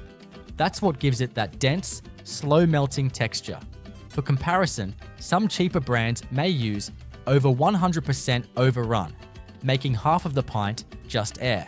The semi-frozen ice cream, now the texture of soft serve, flows into filling stations. Each pint or tub is pre-cooled to prevent melting on contact. Volumetric fillers pump the ice cream into each container with precise weight and volume calibration. Any overfilled or underfilled containers are instantly flagged by weight sensors and removed from the line. Swirls and variegates, like ribbons of fudge, caramel, or berry compote, are added in line through secondary injectors that pulse the thick sauces in just before the pint is sealed. These injectors are programmed to create real ribbons and streaks, not just a blended-in flavor. It's what gives Tillamook ice cream its recognizable marbling when you scoop through a pint of Oregon strawberry or sea salt and honeycomb toffee. After filling, each container is lidded and sealed within seconds. Tamper-evident seals are applied, and the containers are flipped upside down, a technique that helps ensure a level, flat freeze on the top surface. The flipped pints are sent directly into a spiral blast freezer where sub-zero air circulates at high speed, hardening the ice cream to its core. Inside, the temperature often reaches below 40 degrees Fahrenheit, and the hardening process takes about 2-3 hours, depending on container size and flavor density. The hardened ice cream is then flipped upright, passed through labeling stations, and coded with batch information and best by dates. Optical scanners verify that the right label matches the contents inside. From there, pints move through a final inspection station where high-speed cameras scan for lid alignment, label quality, and any visible container damage. Units that fail inspection are diverted, unpacked, and the ice cream is returned to rework stations, melted down, filtered, and reintroduced into the mix tanks to reduce waste. Finished pints are organized by robot-guided arms into crates and pallets. Every unit is tracked by barcode through a real-time inventory system, which logs flavor, batch, production date, and destination. Pallets are stored in an on-site deep freeze warehouse, maintained at 20 degrees Fahrenheit, and separated by production date for organized first-in, first-out rotation. Even the transport logistics are designed with temperature precision. Refrigerated trucks are pre-cooled before loading, and shipping routes are optimized to minimize thaw risk. Temperature sensors embedded in pallets track ambient conditions during transport, and alerts are sent to logistics coordinators if temperatures drift beyond safe range. Cleanliness is built into every stage of the facility.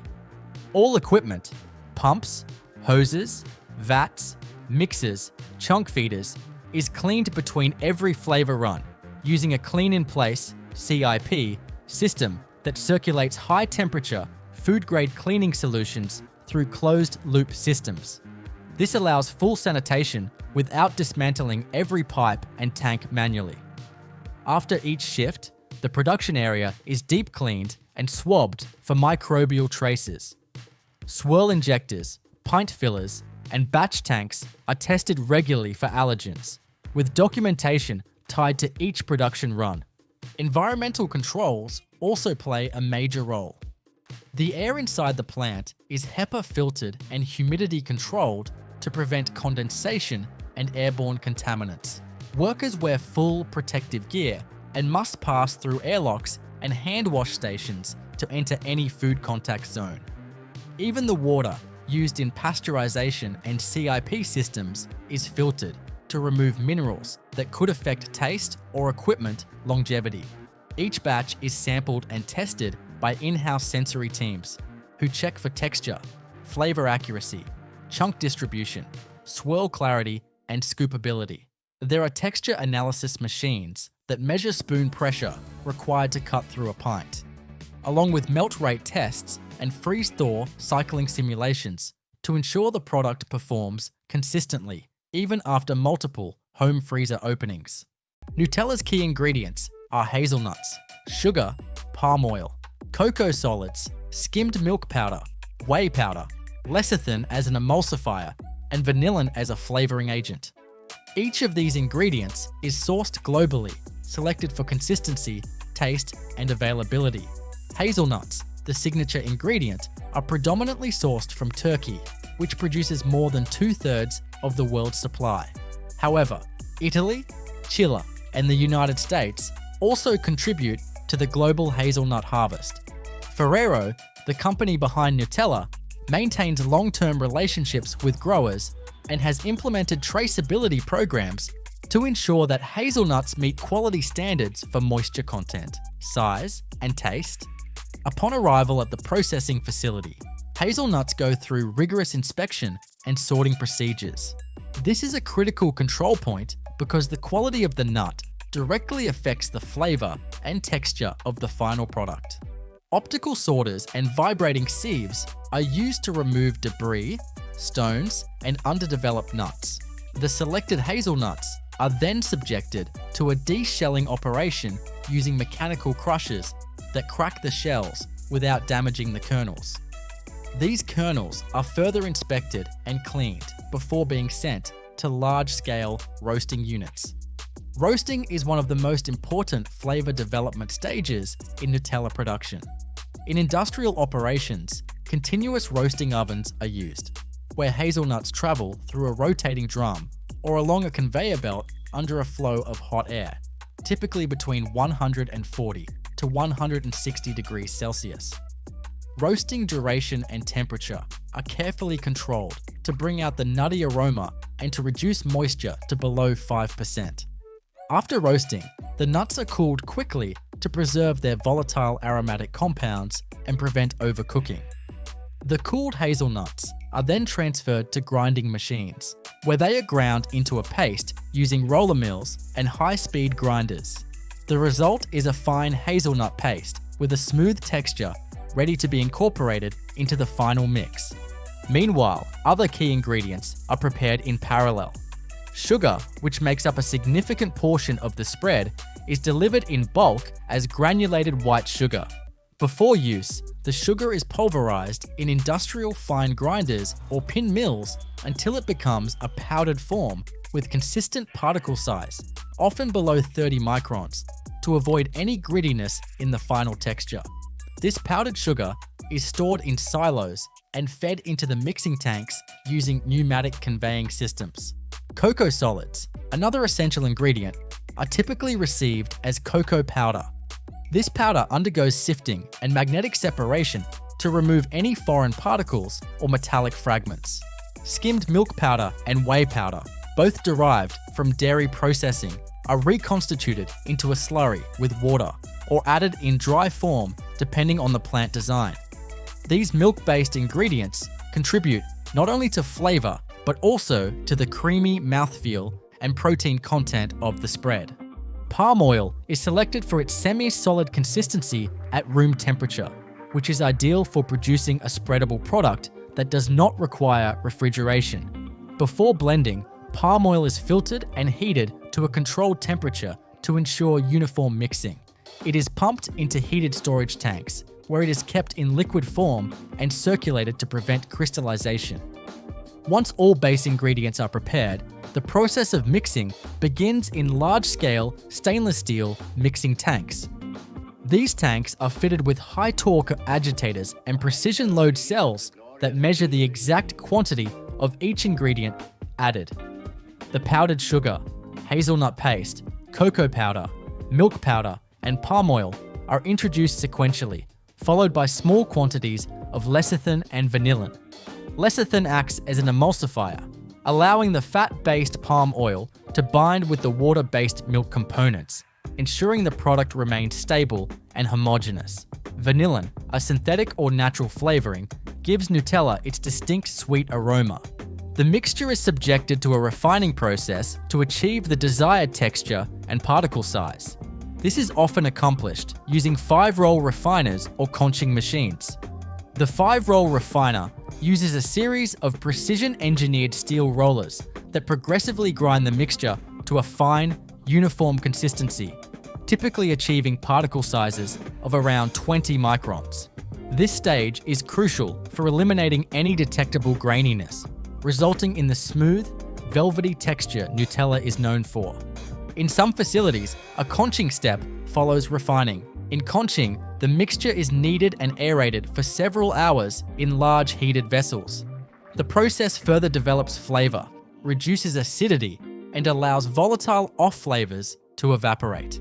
Temperature, shear force, and mixing speed are all tightly controlled to maintain product consistency.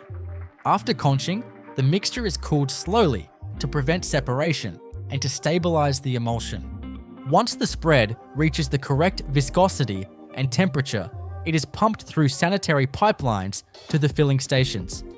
Filling lines are fully automated and consist of synchronized conveyor systems, rotary fillers, and capping machines. The jars, made from glass or plastic, are cleaned with compressed air or ionized air blowers before being filled. Filling heads dispense the exact amount of Nutella into each jar with remarkable precision, ensuring minimal variation between units. Immediately after filling, jars pass through a sealing station where a foil membrane is applied to the mouth of the jar. This step is critical for maintaining freshness and preventing microbial contamination. The foil seal is typically induction sealed using a non-contact electromagnetic process that heats the foil and causes it to bond to the jar rim. Once sealed, the jars are capped with tamper-evident lids and conveyed to labeling machines. High-speed labelers apply brand-specific labels with information such as batch number, expiration date, and ingredients. Each jar then proceeds through a series of quality control checkpoints. These include weight checks, vision systems to verify correct sealing and labeling, and metal detection to ensure product safety. Defective units are automatically rejected and diverted for reprocessing or disposal. The entire packaging area is designed with hygiene in mind, using positive air pressure zones, clean-in-place systems, and stainless steel surfaces to reduce contamination risk. After packaging, Nutella jars are grouped into cartons or shrink-wrapped multi-packs, then stacked on pallets using robotic arms. Pallets are stretch-wrapped and labeled with barcodes for inventory tracking. From here, the product enters the distribution phase. Nutella's distribution logistics are a finely tuned operation.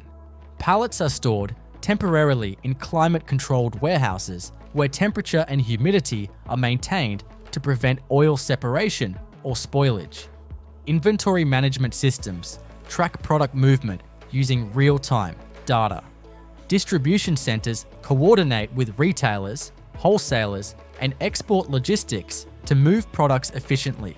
Nutella is shipped in refrigerated or insulated containers only when necessary, though its high fat, low moisture content gives it considerable shelf stability.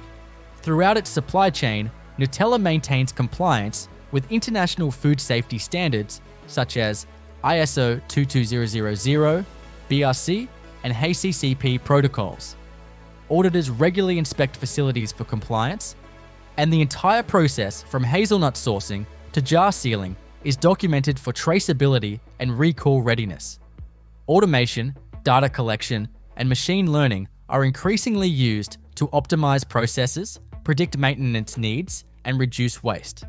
What makes Nutella's production so compelling is the precise synchronization of global sourcing, advanced food engineering, and automation technologies that allow for the consistent output of millions of jars per day. Every batch is a result of not just culinary science, but also the collaboration of agronomists, engineers, food technologists, and supply chain experts. Beyond the factory floor, Nutella's evolution continues with reformulations aimed at reducing sugar or incorporating more sustainable palm oil. Efforts to use recyclable packaging and implement blockchain for ingredient tracking reflect broader industry trends towards transparency and environmental responsibility. The foundation of Jif begins with its primary ingredient, peanuts. Specifically, the variety used in commercial peanut butter production is often the runner peanut, prized for its uniform kernel size, mild flavor, and high oil content. These peanuts are primarily grown in the southeastern United States, including states like Georgia, Alabama, and Florida, where sandy soils and warm climates create optimal growing conditions. Jif, owned by the J.M. Smucker Company, works closely with peanut growers through long-standing contracts to ensure consistent quality and supply. Before the peanuts even reach the factory, they're subjected to extensive grading systems operated by the USDA, evaluating factors like kernel size, moisture content, and damage from mold or pests.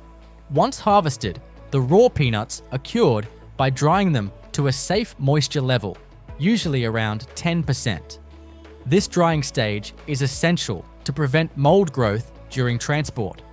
The peanuts are then shelled using mechanical shellers that crack the outer holes while leaving the kernels intact.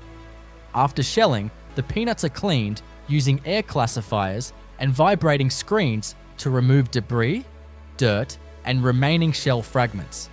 These cleaned kernels are then transported in bulk to Jif's dedicated peanut butter production facilities, where their transformation truly begins. Upon arrival at the factory, peanuts undergo a second round of cleaning and quality control.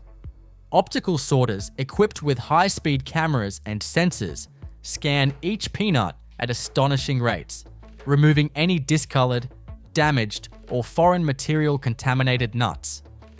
Metal detectors are also employed at this stage to ensure there are no traces of metal debris from harvesting equipment. These steps are critical not only for food safety, but also for maintaining Jif's smooth and consistent flavor. The next stage is roasting, arguably the most important phase for flavor development. Industrial peanut roasters are highly sophisticated machines capable of handling thousands of pounds of peanuts per hour. Jif uses a continuous dry roasting process where peanuts are evenly fed onto a perforated conveyor belt that moves through a tunnel of hot, forced air. Temperatures during roasting typically range between 160 and 180 degrees Celsius, with exact values finely tuned based on peanut size, oil content, and desired flavor profile. This process typically takes 15 to 30 minutes and is closely monitored using infrared sensors and real-time moisture analyzers. As peanuts roast, their proteins and sugars undergo Maillard browning, creating hundreds of volatile aroma compounds that contribute to peanut butter's distinctive roasted flavor. Immediately after roasting, the peanuts are rapidly cooled using chilled air blowers to stop the cooking process and lock in the developed flavors. This cooling also prevents oil separation and oxidation, both of which can negatively impact product shelf life. At this point, the roasted peanuts are ready to be ground, but first they must be blanched. Blanching in peanut butter production refers not to cooking in water, but to the mechanical removal of the thin, papery red skins that surround the kernels. In Jif's facilities, peanuts are sent through dry blanchers, machines that tumble the nuts at high speeds while heated air loosens the skins. Rotating brushes then remove the skins entirely, and high-capacity vacuum systems suck away the debris. The blanched peanuts are now a light golden color and are inspected one final time before grinding. The grinding stage is where peanuts are turned into a thick, luscious paste. Jif's production lines use a two-stage grinding process to achieve the brand's famously smooth consistency. First, peanuts are coarse ground using heavy-duty industrial grinders. These machines use stainless steel burrs or hammer mills to crush the nuts into a semi-solid mass known as peanut paste. This paste still contains some coarse particles and has not yet achieved its final texture. Next, the coarse paste is fed into ultra-high-speed fine grinders, often colloid mills, which apply extreme shear forces to reduce particle size down to 10 to 15 microns. This is a crucial target, as particle size below 20 microns ensures a mouthfeel that is perceived as completely smooth by consumers. During this stage, other ingredients are also introduced into the mixture. These include sugar, fully hydrogenated vegetable oils, salt, and sometimes molasses or mono and diglycerides. The oils, often made from rapeseed, cottonseed, or soybean, are used to stabilize the peanut butter and prevent oil separation on the shelf. Unlike palm oil or liquid vegetable oil, fully hydrogenated oils remain solid at room temperature and help give Jif its stable texture without requiring stirring. These additional ingredients are metered in with extraordinary precision using automated dosing systems connected to load cells and flow meters. Inline mixers ensure that each component is fully dispersed throughout the peanut paste. The temperature during grinding is carefully controlled, typically held between 60 and 75 degrees Celsius, to keep the product fluid without degrading flavor compounds. Once the peanut butter has been ground to the desired texture and all ingredients are thoroughly incorporated, it enters a holding tank under nitrogen blanketing. This protective gas layer prevents oxidation and helps preserve freshness during the short holding period before packaging. The product is then pumped to the filling lines through a network of heated sanitary stainless steel piping. Jif's packaging lines are models of efficiency and automation. Plastic jars, blow molded from PET or HDPE, are automatically unscrambled and conveyed into position. Before filling, jars pass through an air rinse station that uses ionized air to remove dust or plastic fragments. High-speed rotary piston fillers dispense precise volumes of peanut butter into each jar, minimizing air entrapment to avoid spoilage and maintain shelf life. Filled jars are then capped immediately using torque-controlled capping heads that screw on tamper-evident lids.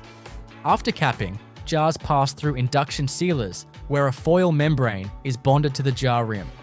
This step uses electromagnetic energy to heat and seal the foil in milliseconds, creating a hermetic barrier that locks in flavor and protects against microbial contamination. The sealed jars move to labeling machines, where front and back labels are applied, followed by laser or inkjet printers that mark each jar with batch codes, production dates, and plant IDs. Throughout this packaging process, quality control is constant and rigorous. Automated vision systems inspect each jar for correct fill height, proper labeling, and cap placement. Metal detectors and X-ray scanners identify any contamination before product leaves the factory. Random samples are also pulled for texture analysis, oil separation testing, sensory panels, and microbiological screening. Any deviation from specifications leads to immediate corrective actions, and defective jars are removed from the line. Packaged jars are grouped into corrugated cardboard cases using robotic case packers. These cases are palletized by programmable robotic arms and stretch wrapped to ensure stability during transport. Each pallet receives a barcode label integrated into Jif's warehouse management system, allowing for real-time traceability from production to point of sale. Once palletized, the finished peanut butter is moved to distribution centers equipped with temperature and humidity control. Although Jif peanut butter is shelf-stable and does not require refrigeration, maintaining moderate temperatures during warehousing and shipping helps preserve flavor and prevent oil migration or texture degradation. From these central hubs, Jif is shipped to retailers, wholesalers, and export customers across the country and around the globe. The journey from raw peanut to finished jar is guided not only by mechanical precision, but also by a deep understanding of food chemistry, microbiology, logistics, and consumer expectations. Behind the familiar red-lidded jar is a network of engineers, food scientists, supply chain analysts, and production operators, all working in synchrony to ensure that every spoonful of Jif meets exacting standards. Advancements in automation and data analytics continue to refine the process. Modern Jif facilities are equipped with real-time monitoring systems, predictive maintenance software, and even machine learning algorithms that optimize roasting profiles based on moisture content and kernel density. Environmental controls ensure energy efficiency and waste reduction, and partnerships with peanut growers include sustainability initiatives aimed at soil conservation and water use reduction. The story of Hershey's syrup begins with its core ingredients: cocoa, sugar, water, corn syrup, salt, preservatives, and a few functional additives like potassium sorbate and xanthan gum. Each of these components is sourced with meticulous care to ensure consistency and food safety. Cocoa powder, the primary flavoring agent, is typically sourced from West Africa, where the Hershey Company partners with certified cooperatives to encourage sustainable farming practices. The cocoa beans are fermented, dried, and shipped to the US, where they are roasted, ground, and pressed into cocoa cake. This cake is then pulverized into a fine cocoa powder, standardized for fat content, flavor profile, and color intensity. Upon arrival at Hershey's syrup production facilities, all ingredients undergo rigorous testing.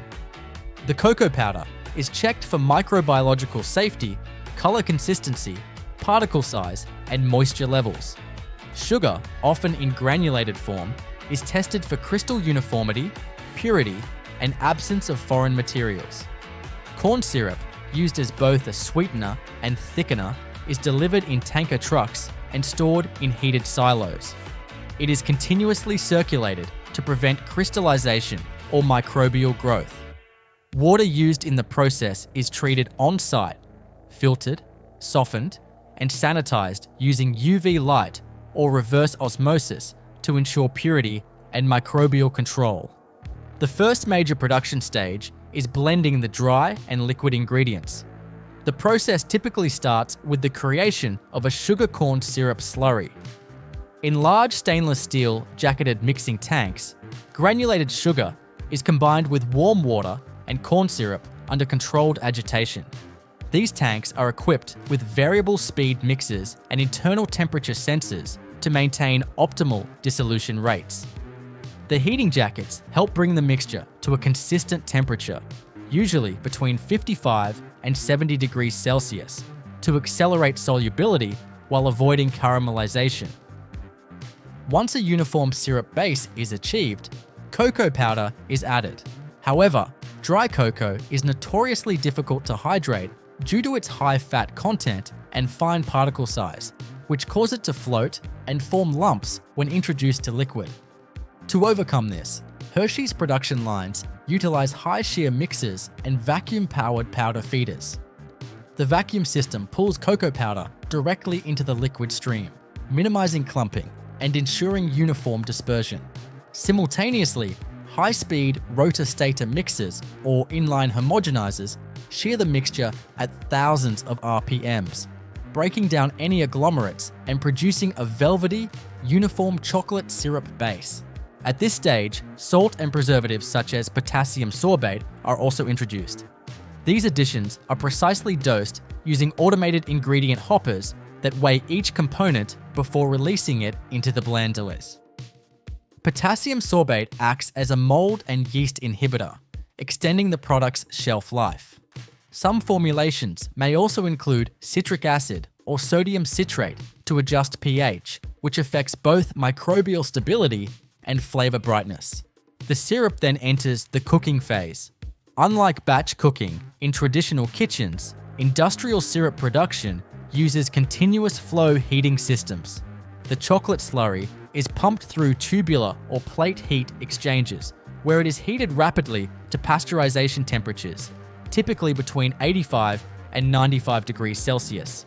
This thermal treatment destroys any remaining microbial contaminants and activates the emulsifiers and stabilizers added in earlier steps.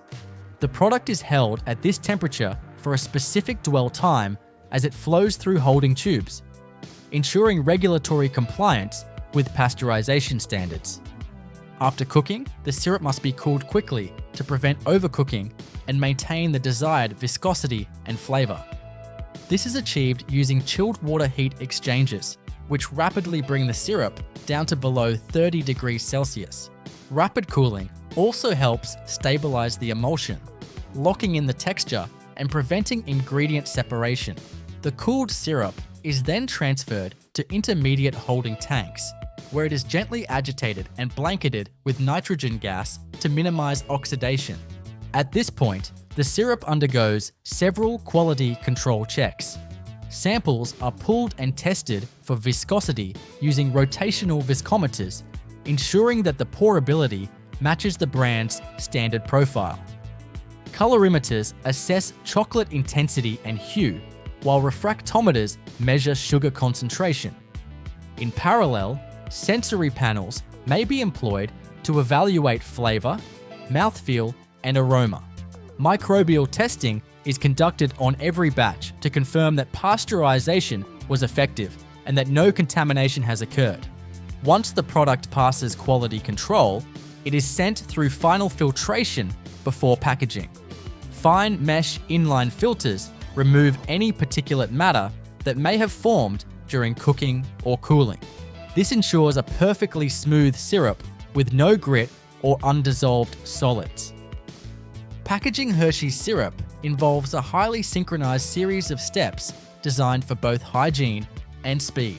The most common containers are squeezable plastic bottles, which are blow molded from PET or HDPE on site or delivered pre-formed. These bottles are first conveyed through an air rinse system that blasts ionized air to remove dust or debris. They are then indexed into position beneath the filling nozzles. Filling is performed using servo-controlled, volumetric, or piston fillers. These machines are calibrated to deliver exact quantities of syrup, typically in the range of 650 to 800 grams per bottle, depending on size. The syrup is dispensed at controlled speeds to prevent splashing or air entrapment. No drip filling heads are often used to maintain clean bottle exteriors and reduce product waste. After filling, the bottles move to the capping station. Caps are sorted using centrifugal feeders and applied using torque-monitored capping heads, which ensure a tight seal without over-tightening. Each bottle is then passed under an induction sealer, where an aluminum foil seal is bonded to the bottle mouth using electromagnetic heating. This tamper-evident seal not only enhances shelf life, but also guarantees product integrity. Next, the bottles pass through a labeling machine where pressure-sensitive labels are applied with exacting precision. Labels include not just branding and nutrition information, but also critical traceability codes, including batch numbers, timestamps, and plant identifiers. These details are laser etched or printed using inkjet coders. Before leaving the line, every bottle passes a series of automated inspection stations. Vision systems equipped with high-speed cameras check for correct fill levels, cap placement, seal integrity, and label alignment. Any non-conforming product is rejected and diverted to a separate inspection area for manual review. Approved bottles are grouped into cartons or shrink-wrapped multi-packs. Robotic case packers load the bottles into boxes, which are then sealed, labeled, and palletized. These pallets are stretch-wrapped and tagged with scannable barcodes for warehouse tracking.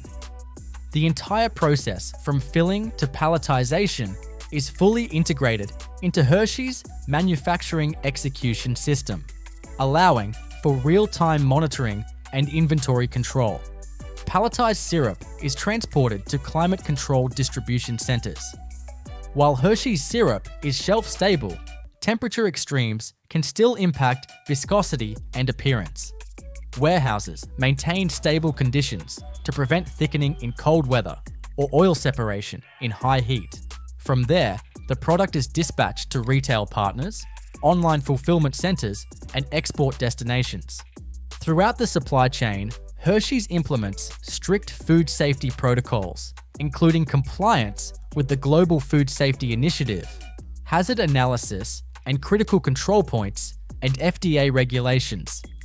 Traceability is maintained from raw cocoa bean to finished bottle, ensuring any issue can be traced and contained within hours. What makes Hershey's syrup so enduring in the marketplace isn't just its flavor, it's the precision and consistency made possible through modern food engineering. Every step of the process, from the aggressive mixing of cocoa powder to the final induction seal, is executed with scientific rigor. Equipment calibration, ingredient testing, and continuous improvement protocols ensure that each bottle tastes the same, pours the same, and satisfies the same cravings generation after generation. As the brand moves forward, sustainability is becoming an even greater focus. Efforts to reduce plastic use in packaging, improve energy efficiency in heating and cooling systems, and source more ethical cocoa are all part of Hershey's long-term production goals. Some lines are exploring bio-based PET alternatives for bottles and increasing recycling within plant operations. Continuous feedback from quality assurance teams and customer satisfaction metrics are used to refine processing parameters and optimize flavor retention across product shelf life. It all begins with the raw materials.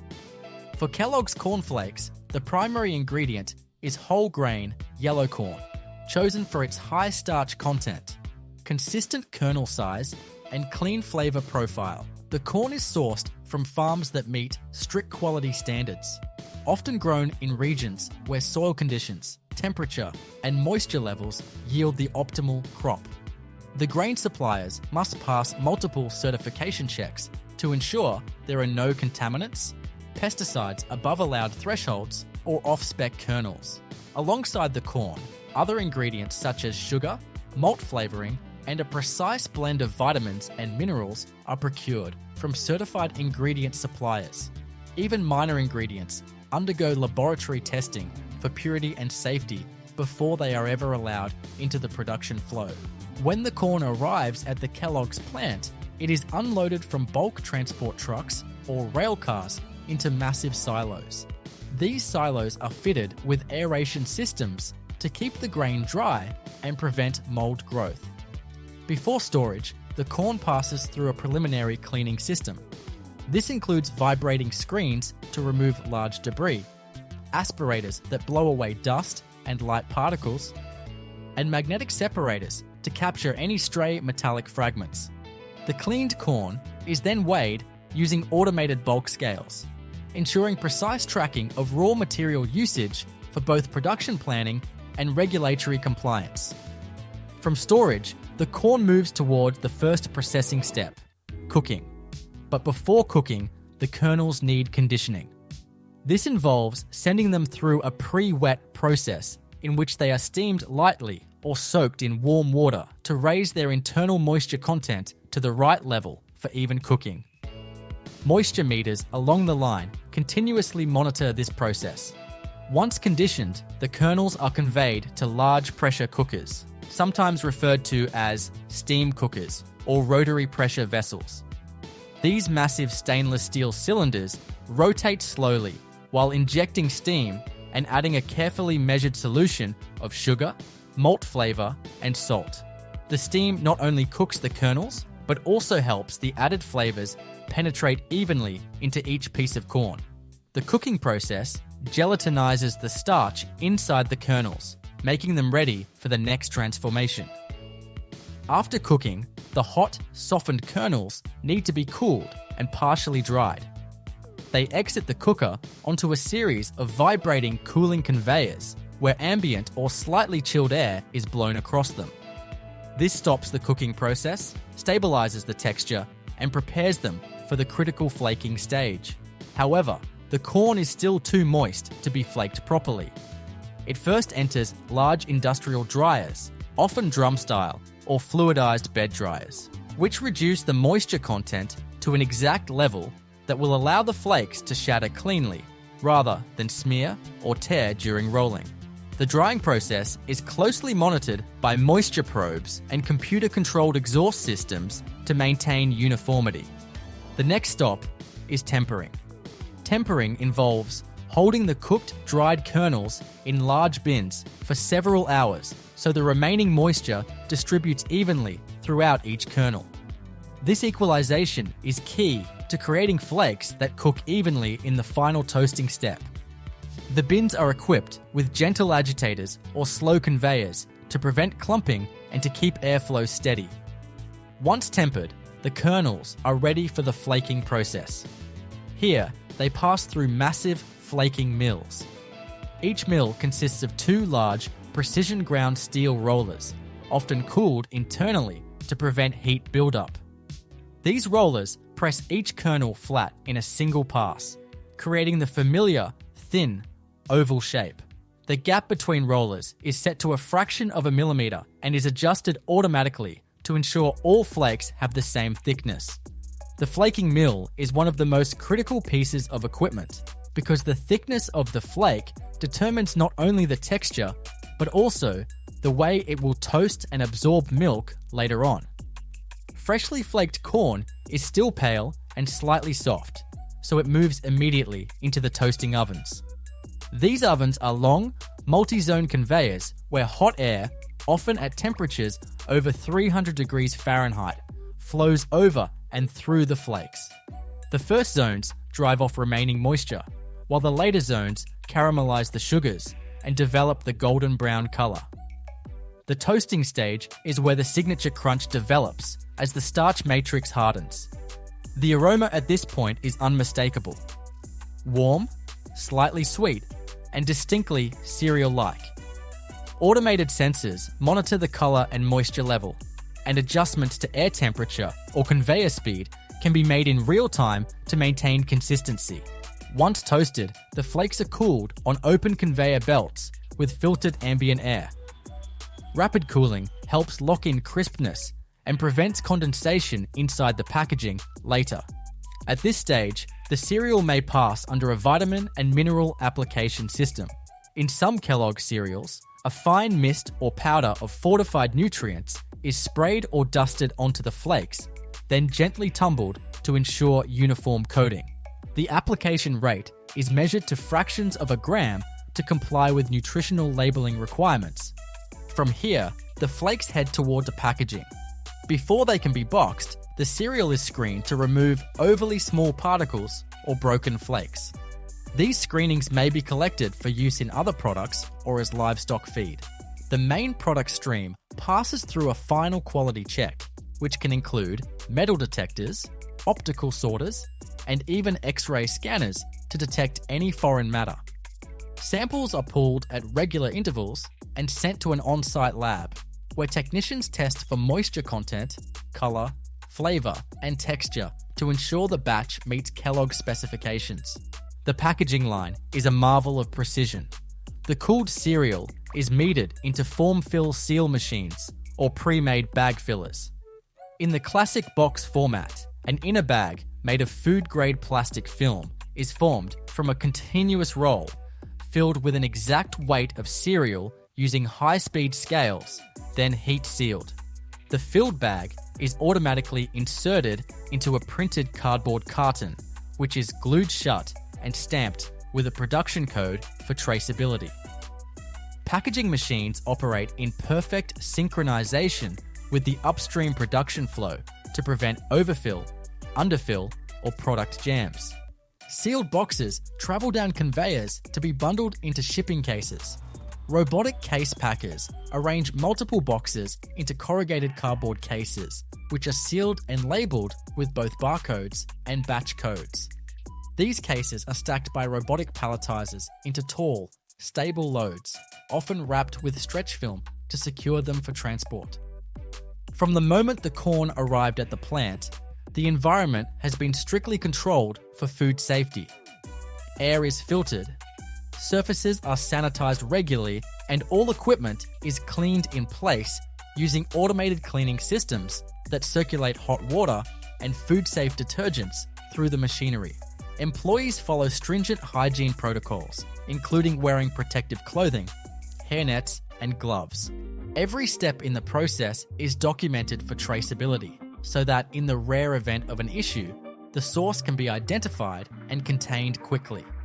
Once the pallets of finished cereal leave the plant, they are loaded into clean, dry trucks or shipping containers.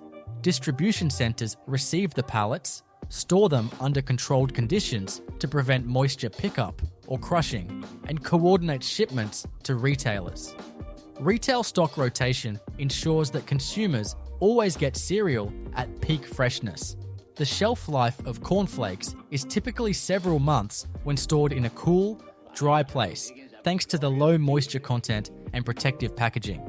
Beyond the basic process, Kellogg's has invested in continuous improvement and technological innovation in its plants. Automation now allows for real-time monitoring of every parameter, from the temperature inside the toasting oven to the precise thickness of flakes coming off the mill. Data analytics can flag trends before they become defects, enabling preventive adjustments. Energy efficiency measures such as heat recovery from ovens and optimized air handling systems have been integrated into many plants to reduce environmental impact. Cheerios production begins long before the famous little toasted oat rings take shape on the factory line. It starts with selecting the right oats because in a product like Cheerios, where oats are the star ingredient, the raw material defines the flavor, texture, and nutritional profile. The oats are sourced from farms that grow specific varieties of whole grain oats prized for their uniform kernel size, high beta-glucan content, and consistent milling performance. These farms are often located in cooler climates where oats thrive, and the crops are harvested, cleaned, and transported in bulk to the manufacturing plant under strict quality control conditions. When oats arrive at the facility, they are unloaded into massive storage silos equipped with aeration systems to maintain dryness and prevent spoilage. Before being accepted into the main storage bins, the oats pass through mechanical cleaning systems.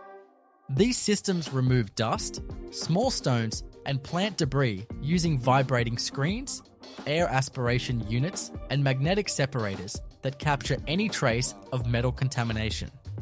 Every incoming lot of oats is also tested in the plant's quality control lab for moisture content, protein level, microbial safety, and the absence of unwanted residues. The next step is oat milling. In the Cheerios process, oats must be transformed from raw groats into a workable form for extrusion. This begins with dehulling, which removes the outer husk from each oat kernel. The cleaned oats are fed into impact dehullers, where centrifugal force cracks the hulls without damaging the inner groats. The hulls are separated from the groats using aspiration and gravity tables, and the groats proceed to a kiln for heat stabilization. Heat stabilization is a controlled toasting step in which the groats are gently heated to deactivate enzymes that can cause rancidity. This step also enhances the nutty flavor of the oats. From there, the groats are rolled or ground into oat flour. For Cheerios, a blend of whole oat flour and sometimes additional grain flours like cornstarch or wheat starch is used to create the right dough properties for extrusion. The oat flour is measured precisely, and minor ingredients such as sugar, salt, and a vitamin mineral premix are prepared in separate dosing hoppers.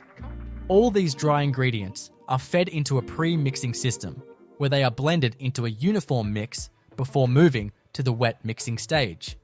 Wet mixing takes place in an industrial preconditioner or mixer where water and sometimes steam are added to the dry mix. This creates a damp, pliable dough. The ratio of water to dry mix is carefully controlled because it determines how the dough will behave in the extruder. Sensors inside the mixer continuously measure dough temperature, moisture, and homogeneity. This hydrated dough is conveyed immediately into the heart of the Cheerios process, the extrusion system. Cheerios are made using a rotary die extruder. The dough is fed into the extruder barrel, where rotating screws knead and compress it under controlled heat and pressure. The barrel is divided into zones, each with a specific temperature and mechanical shear setting. As the dough moves forward, the heat and pressure partially cook the starches and gelatinize them, creating a texture that will puff slightly when released from the die. At the end of the barrel, the dough is forced through a die plate that has hundreds of tiny, ring-shaped openings. Each opening has a small pin in the center, creating the hole of the Cheerio as the dough extrudes around it. As the dough emerges from the die, it is cut to size by high-speed rotating knives mounted just outside the plate. The freshly cut rings are soft, warm, and slightly expanded.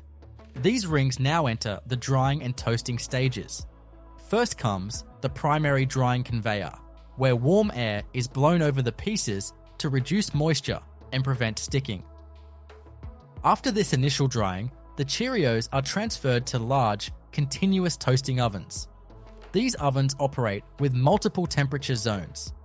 In the early zones, moisture is driven off steadily, and in the later zones, higher heat creates the light brown toasted color and enhances the flavor through Maillard reactions. The toasting step is critical for the signature crunch of Cheerios. Moisture sensors and color cameras monitor the product as it travels through the oven, and computer-controlled adjustments are made on the fly to keep the output consistent. After toasting, the Cheerios must be cooled before packaging.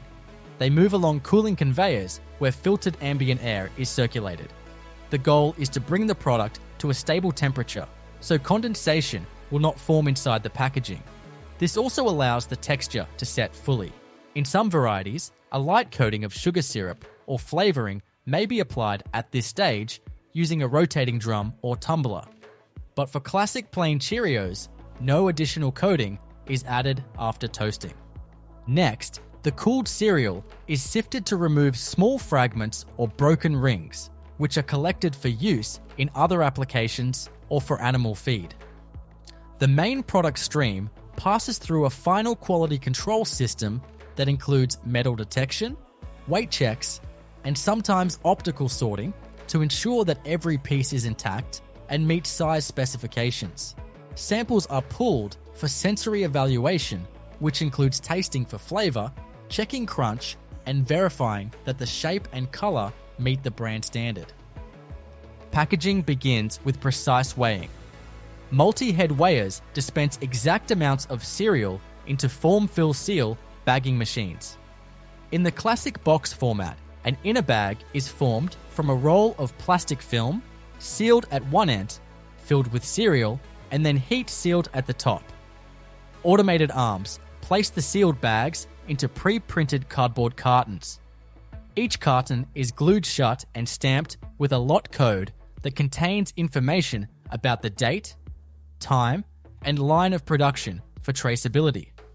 These cartons travel along conveyors to case packers, where machines arrange them into corrugated shipping cases. The cases are sealed, labeled, and then stacked onto pallets by robotic palletizers. The pallets are wrapped in stretch film for stability during shipping. Finished pallets are stored temporarily in a distribution warehouse with temperature and humidity controls to preserve product freshness. From the distribution center, the pallets are loaded into clean, dry transport trucks and shipped to retailers nationwide. Retail stock rotation ensures that older product is sold first, keeping Cheerios at their optimal freshness for consumers.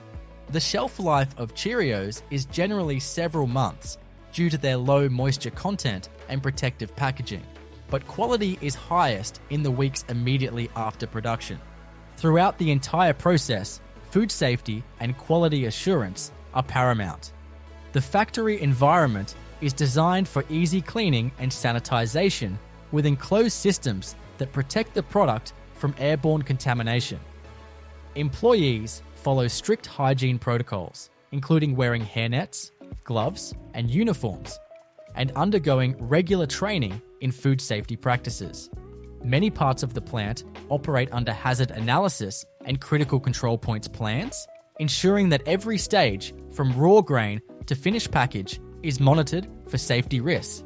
Cheerios production is also heavily automated, with control systems tracking hundreds of variables in real time. Data on dough moisture, extrusion pressure, oven temperatures, and packaging line speeds is logged continuously. This allows operators to detect subtle deviations and correct them before they impact the final product. Over the years, the efficiency and precision of Cheerios manufacturing have improved dramatically through advances in automation, ingredient handling systems, and real-time quality monitoring. The making of frosted flakes begins with one key ingredient: corn. But not just any corn will do. The factories that produce frosted flakes work with carefully selected varieties of yellow dent corn that have the right starch composition, kernel size, and moisture profile to create large, uniform flakes with a crisp bite. These corn varieties are grown in regions where climate and soil conditions produce consistent, high-quality harvests.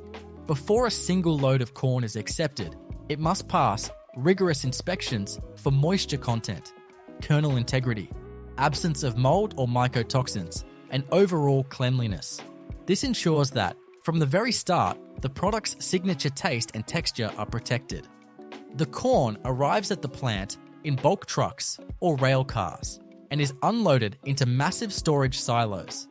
These silos are fitted with aeration systems that keep the grain cool and dry to prevent spoilage. Before the corn can be stored, it is cleaned using a series of mechanical processes. Vibrating screens remove large debris, aspirators blow away dust and lightweight particles, and magnets capture any stray bits of metal that may have entered during harvesting or transport. After cleaning, the corn is weighed using bulk scales, allowing the plant to track exactly how much raw material will be processed into frosted flakes. Once the corn is ready for production, it is first conditioned. Conditioning involves soaking or steaming the kernels to bring their internal moisture to an optimal level for cooking. This step softens the kernels and helps them absorb flavors more evenly later in the process. The conditioned corn is then fed into massive rotary pressure cookers. In these cookers, the kernels are tumbled slowly while being injected with live steam under pressure. A syrup blend of sugar, malt flavor, and a pinch of salt is added, infusing the corn with a sweet, malty taste that will deepen during toasting. This cooking stage gelatinizes the starch inside the kernels, transforming them from hard grain into a tender, flavor-packed base. When the cooking cycle is complete, the hot softened corn is discharged onto cooling conveyors where fans blow ambient or slightly cooled air over the kernels. This halts the cooking process and stabilizes their texture. At this point, the kernels still contain too much moisture to be flaked properly. They move into large industrial dryers, either drum-style or fluidized bed designs, that gradually remove water until the kernels reach the precise moisture level needed for flaking. The drying process is tightly controlled because too much drying will cause the flakes to crumble, while too little will cause them to smear or tear during rolling. After drying, the corn undergoes tempering. This step involves holding the kernels in large bins for several hours to allow the remaining moisture to distribute evenly throughout each kernel. Tempering ensures uniform flaking and helps prevent uneven toasting later. Gentle agitators or slow-moving conveyors in the bins keep the kernels from clumping together while promoting even airflow. Now comes one of the most important steps in the frosted flakes process: flaking. The tempered kernels are fed into massive flaking mills where pairs of enormous, precision-ground steel rollers press each kernel flat in a single pass. The rollers are often water-cooled internally to prevent heat buildup, which could cause sticking or premature cooking.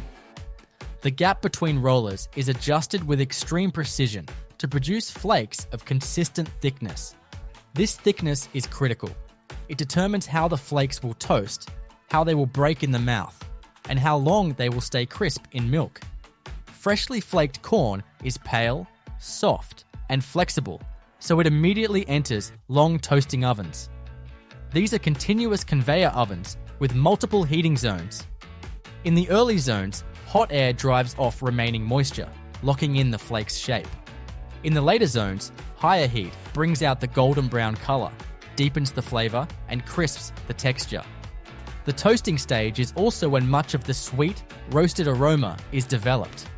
Sensors throughout the oven monitor moisture levels and color, and adjustments to temperature and conveyor speed can be made instantly to keep every batch consistent.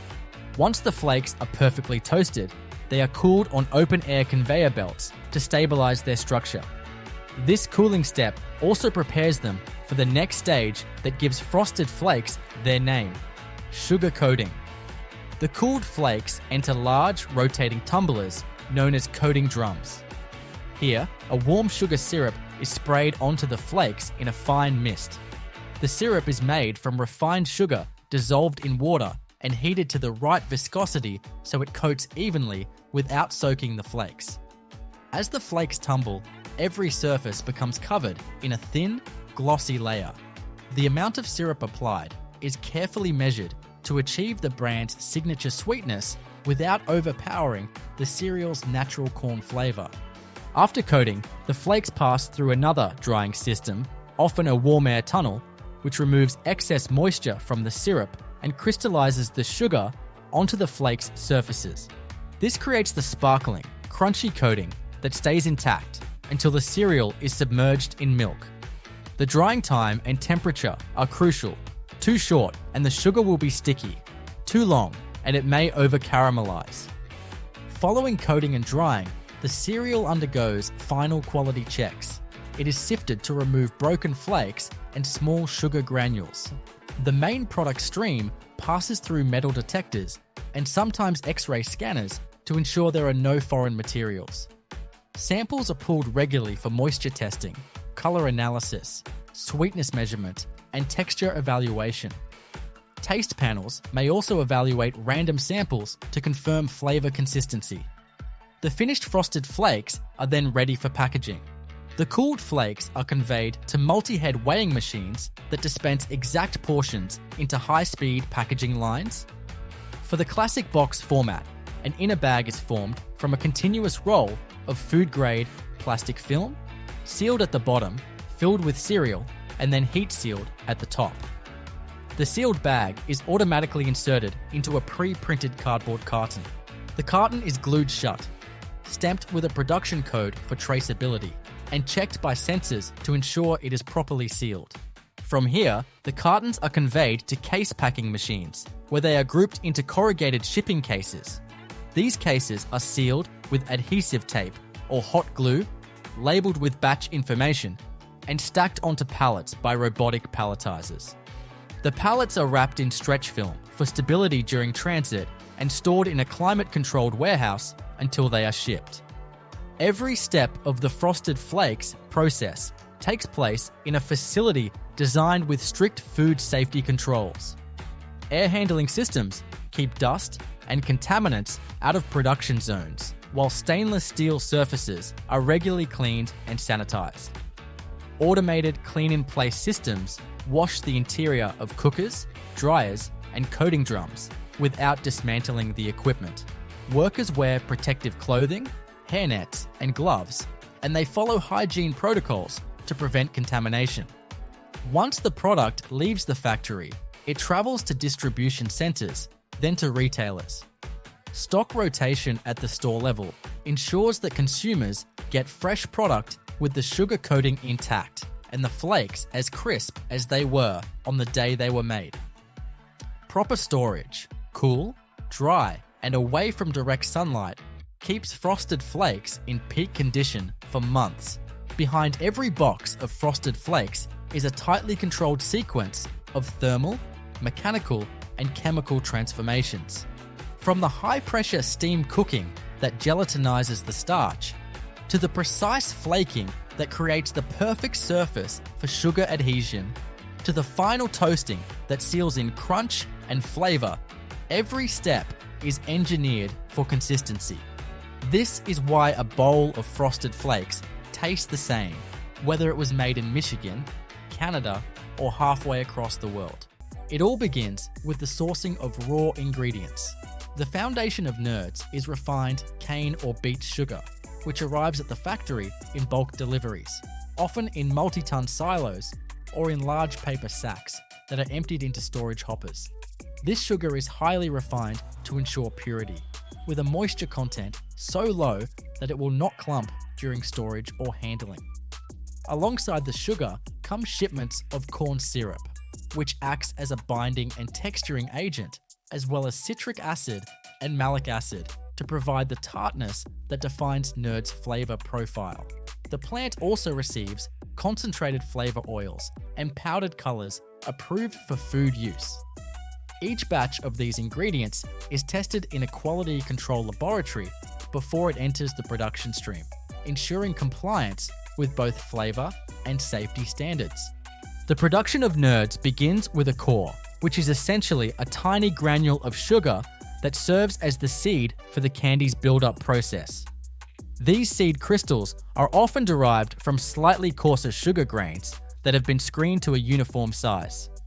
The real artistry begins in the heart of the coating pans, large rotating drums that are the beating heart of sugar candy manufacturing. Inside these stainless steel pans, the sugar seed crystals are gently tumbled as a fine mist of sugar syrup is sprayed over them. This syrup is prepared in a heated mixing tank, where granulated sugar is dissolved into water under controlled temperature, often in the range of 110 to 130 degrees Celsius, and then blended with a precise amount of corn syrup to control crystallization.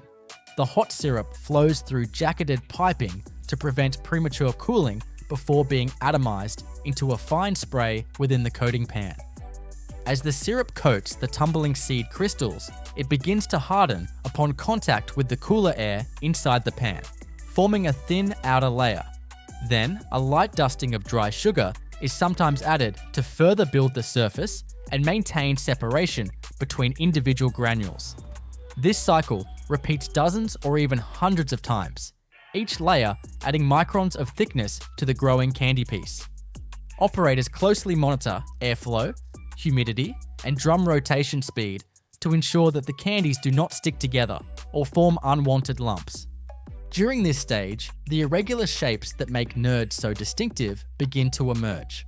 Unlike machine-molded candies that have identical geometry, these sugar coating pans produce slight variations in size and contour, which means every Nerd has its own unique outline. The gradual layering process continues until the candy reaches the target size, which is typically just a few millimeters in diameter. Once the base size is achieved, flavoring and coloring are introduced. This is a delicate operation, as liquid flavors and colorants must be distributed evenly without dissolving the sugar surface. The pan operator reduces airflow slightly and sprays a concentrated solution of flavor oils, acids, and color onto the candy bed.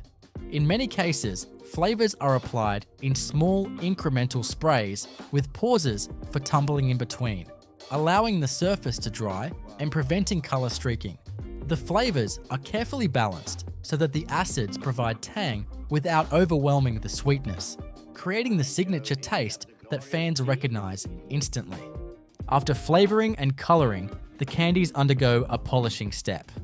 This involves applying a thin layer of glazing agent, such as carnauba wax, which gives the Nerds their characteristic sheen and helps protect them from moisture pickup during storage.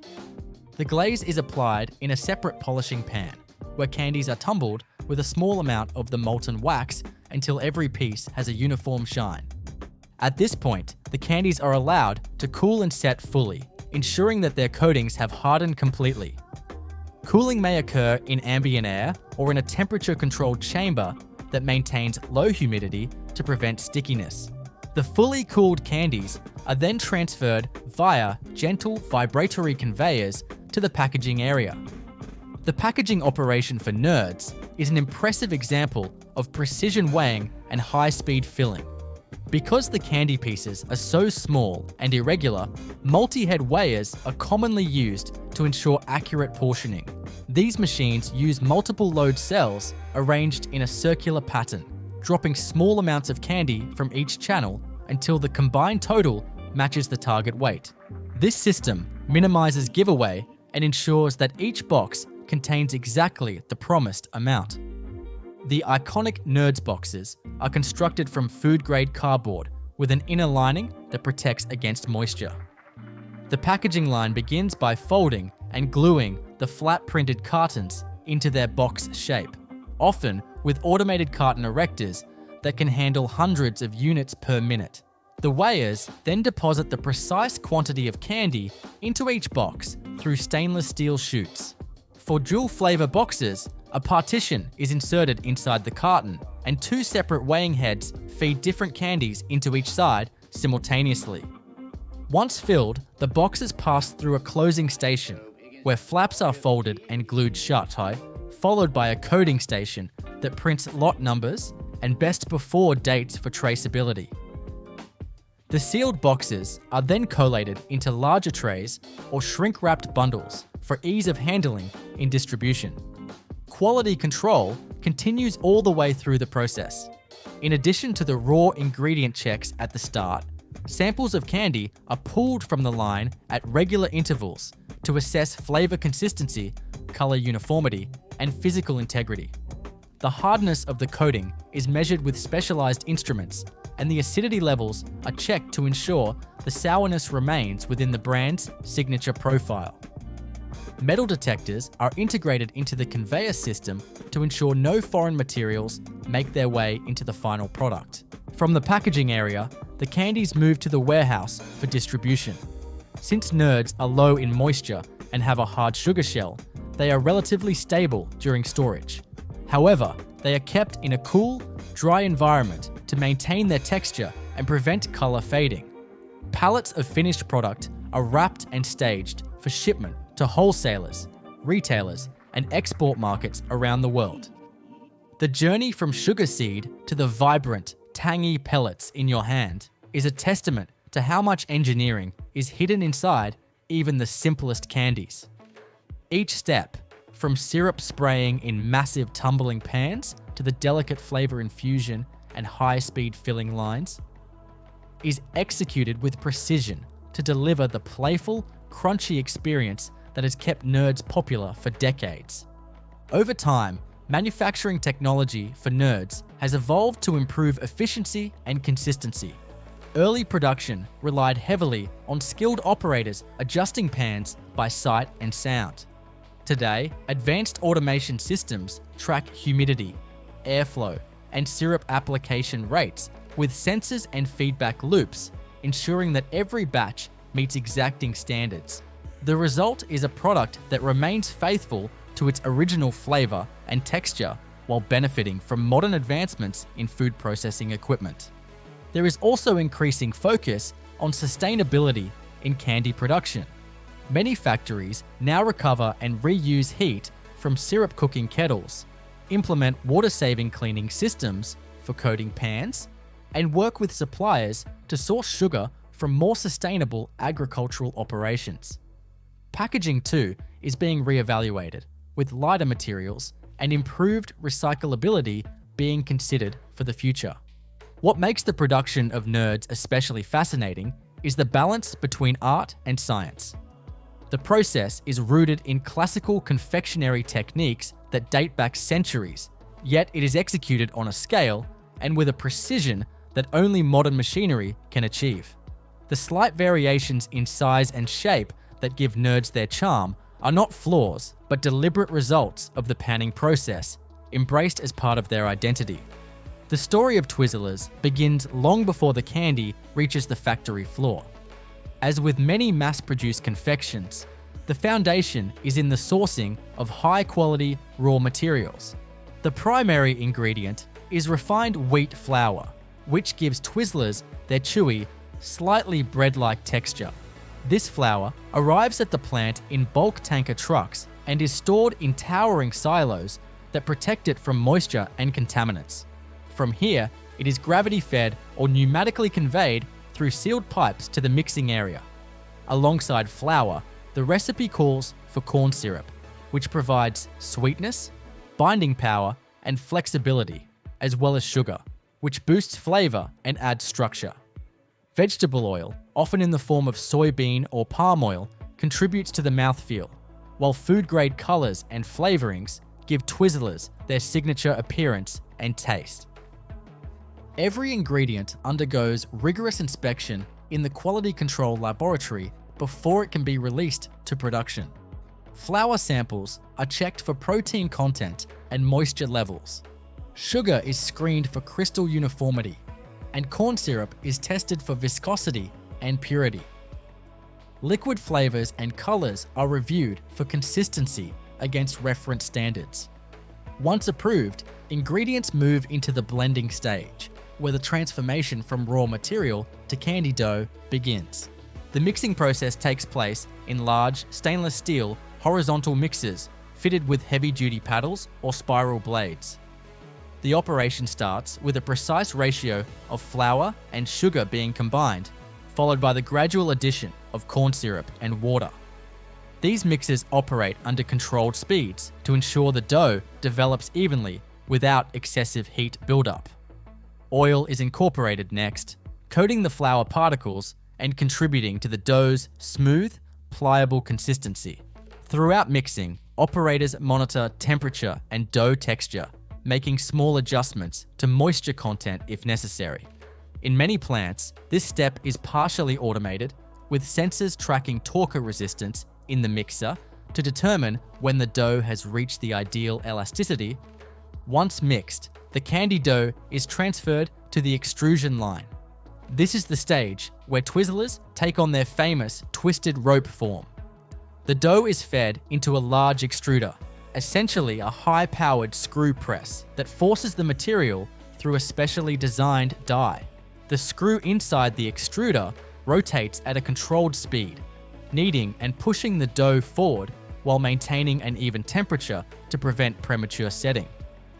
At the end of the barrel, the die features multiple openings shaped to produce the exact cross-section of a Twizzler rope. For the classic variety, the die includes ridged channels that create the candy's spiral grooves. As the dough emerges from the die, it is still warm and soft, making it easy to shape but vulnerable to deformation. To preserve the precise geometry, the extruded ropes immediately enter a cooling conveyor, a long belt that passes through a tunnel where chilled, dehumidified air circulates. This step lowers the candy's temperature and sets the outer surface while maintaining a chewy interior. The speed of the conveyor is carefully calibrated so that cooling is uniform along the rope's entire length. An interesting detail of Twizzlers' production is that the twist in each rope is not solely a result of the die design. The conveyor belt itself may be equipped with rollers that gently rotate the ropes as they move forward, enhancing the spiral effect. The amount of twist is a delicate balance. Too much rotation can weaken the structure and cause breakage, while too little results in a less distinctive look. After cooling, the ropes are ready to be cut to size. Cutting is performed by high-speed guillotine blades or rotary knives synchronized with the conveyor movement to avoid crushing the candy. For standard snack-sized Twizzlers, lengths are typically between 6 and 8 inches, but the same line can be adjusted to produce miniature bites or extra long versions. The cut pieces now move towards the packaging area, but before they are boxed or bagged, they undergo inspection.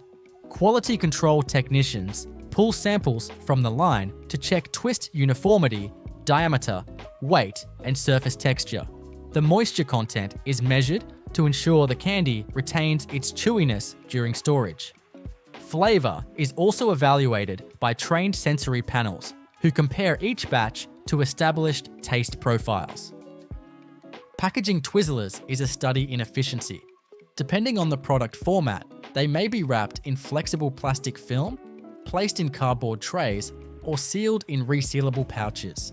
The packaging machinery begins with an in-feed system that gently aligns the ropes into uniform stacks. These stacks are then transferred into forming tubes where the plastic film is drawn around them, sealed along the edge with heat, and cut into individual packs. Heat-sealed jaws close the ends to lock in freshness and protect the candy from moisture and oxygen. Lot codes, manufacturing dates, and product identifiers are printed directly onto the packaging by inkjet or thermal printers, ensuring traceability for every unit. Sealed packages are collected onto a takeaway conveyor and then collated into larger cartons for shipping. These cartons are stacked on pallets by robotic palletizers, which arrange the boxes in stable patterns and wrap them in stretch film to secure the load.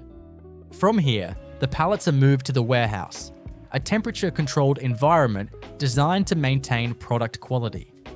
Although Twizzlers are relatively stable due to their low moisture and high sugar content, excessive heat can cause surface stickiness or deformation, so storage temperatures are carefully regulated. The finished products are then shipped to distribution centers, retail outlets, and export markets. Behind all of this is a network of automation systems and process controls that keep production running smoothly. Modern Twizzlers plants rely on programmable logic controllers to coordinate mixer cycles, extrusion pressures, conveyor speeds, and packaging rates. These systems integrate with quality control data, enabling operators to adjust parameters in real time if a batch shows signs of deviation from the standard. The flavoring of Twizzlers deserves special mention. While the classic strawberry variety is the most famous, the process allows for a wide range of flavors, from cherry to chocolate to licorice. In each case, the flavor oils are blended into the dough at the mixing stage to ensure even distribution. The choice of flavor affects other parameters as well. For example, chocolate varieties may require a slightly different extrusion temperature due to the fat content in cocoa powder, while licorice varieties may use molasses or anise oil that alter dough handling characteristics. Over the years, Twizzlers production has been refined not only for efficiency, but also for consistency. Early methods required more manual handling, with operators guiding ropes off the extruder and cutting them by hand. Today's operations are highly automated, with minimal direct contact between workers and the product. This not only improves hygiene, but also allows for higher output with fewer defects. Sustainability is becoming a greater focus in candy manufacturing as well. Plants are investing in closed-loop water systems for cooling conveyors, energy-efficient ovens for any heat treatment steps, and waste reduction programs that recycle off-spec candy back into the mix when feasible. Packaging materials are also being evaluated for recyclability, with thinner films and plant-based plastics under consideration. What makes the Twizzlers process so fascinating is the combination of bakery-like dough handling with candy-making sweetness. The extrusion technology is similar to that used in pasta production, yet the ingredients and post-extrusion handling are firmly rooted in confectionery science. It is a hybrid process that demands both mechanical precision and an understanding of how sugars, starches, and fats interact under heat and pressure. When you pick up a pack of Twizzlers, you are holding the result of careful ingredient selection, finely tuned mixing and extrusion, precise cooling and twisting, and airtight packaging. Each rope is the product of countless micro adjustments in speed, temperature, and formulation that ensure the candy's texture, flavor, and appearance are exactly as consumers expect. The story of a Haribo gummy begins with the ingredients, each of which is selected for quality and consistency. At the heart of the recipe is gelatin, a protein derived from collagen that gives the candy its characteristic elastic texture. This gelatin arrives at the factory in dry, granulated form and must be carefully hydrated before use. Alongside gelatin, the formulation includes glucose syrup, often produced from wheat or cornstarch, which provides body, prevents crystallization, and contributes to the chewiness. Sugar is another mainstay, giving sweetness and structural integrity. Additional ingredients include citric acid for tartness, natural and artificial flavorings for each variety, and food-safe colorants to create the rainbow of hues that define Haribo's product line. Every batch of ingredients undergoes rigorous testing in a quality control laboratory before it reaches the main production floor. Gelatin is checked for bloom strength, which determines the firmness of the finished candy. Glucose syrup is tested for solids content and viscosity, ensuring it will flow and set properly in the cooking process. Flavor and color concentrates are measured for potency and compared against established standards. Only when the raw materials pass inspection are they released to the production team.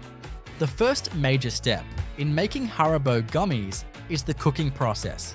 This begins in large stainless steel vessels called dissolvers or cooking kettles. Here, sugar, glucose syrup, and water are combined and heated under controlled conditions. The heating process brings the mixture to a high temperature, often in the range of 110 to 140 degrees Celsius, allowing the sugars to dissolve completely and the syrup to thicken. Once the sugar syrup reaches the correct density, pre-soaked gelatin is added. The gelatin is never boiled, as high temperatures would damage its gelling properties. Instead, it is stirred in gently once the syrup has cooled to a safe range, typically between 80 and 90 degrees Celsius. At this point, flavorings, acids, and colors are added. For gummy bears, this might include lemon, orange, raspberry, apple, and strawberry flavor profiles, each paired with a corresponding color. The additives are metered in with precision pumps to ensure every batch is consistent in both taste and appearance. Stirring must be thorough but gentle to avoid incorporating excess air bubbles, which could mar the candy's surface.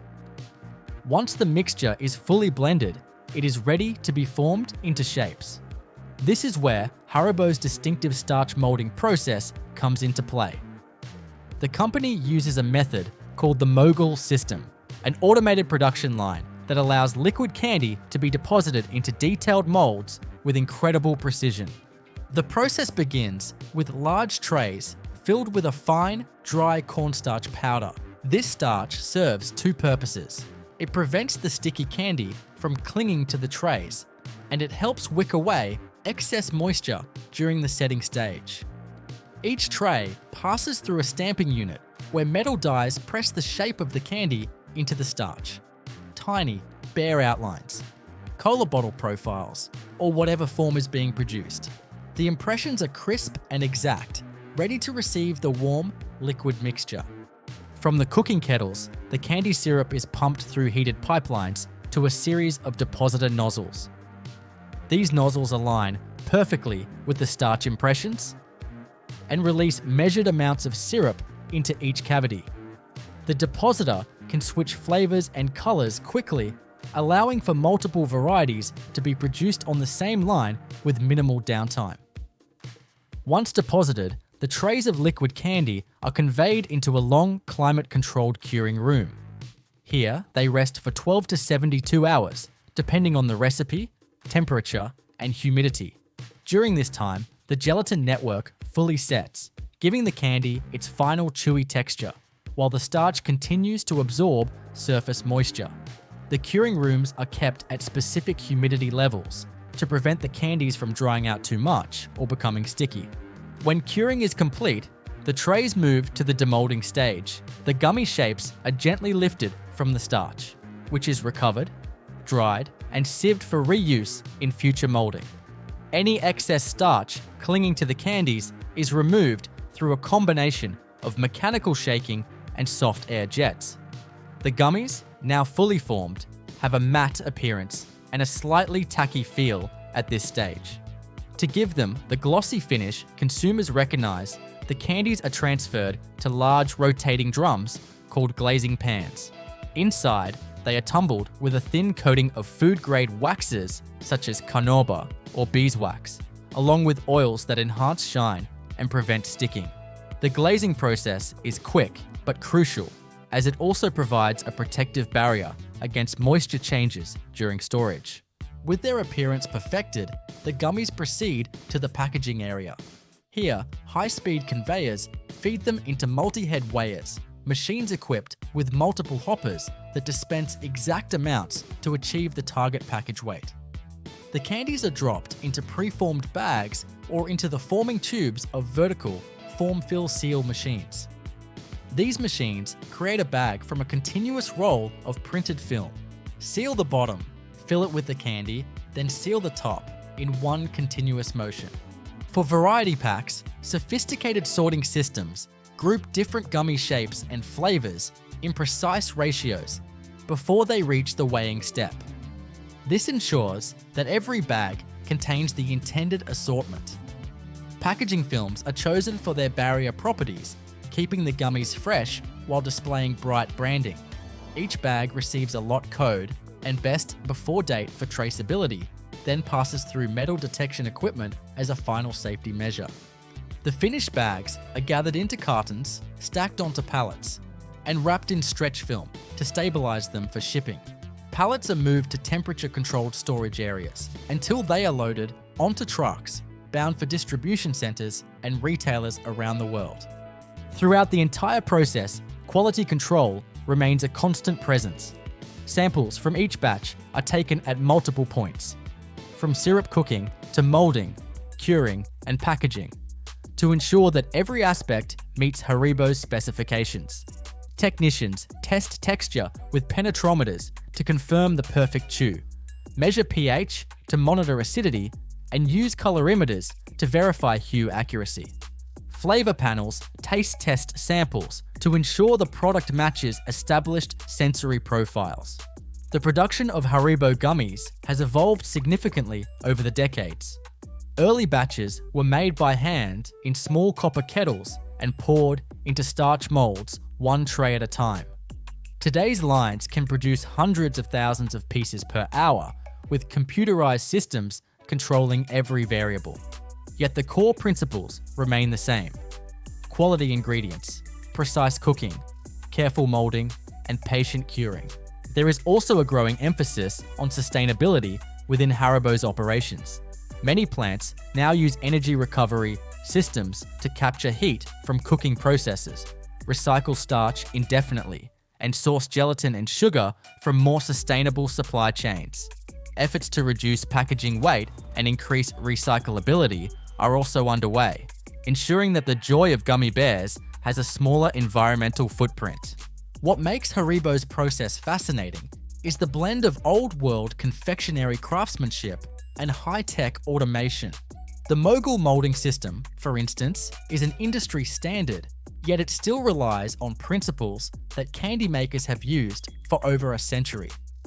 The long curing time is a reminder that some aspects of candy making simply cannot be rushed if the desired texture is to be achieved. By the time a bag of Haribo gummies reaches the shelf, it has undergone a transformation from raw sugar, syrup, and gelatin into a perfectly shaped, flavorful, and brightly colored treat. Behind each piece is a network of ingredient sourcing, controlled cooking, precision molding, and patient curing, all supported by layers of quality control and packaging expertise.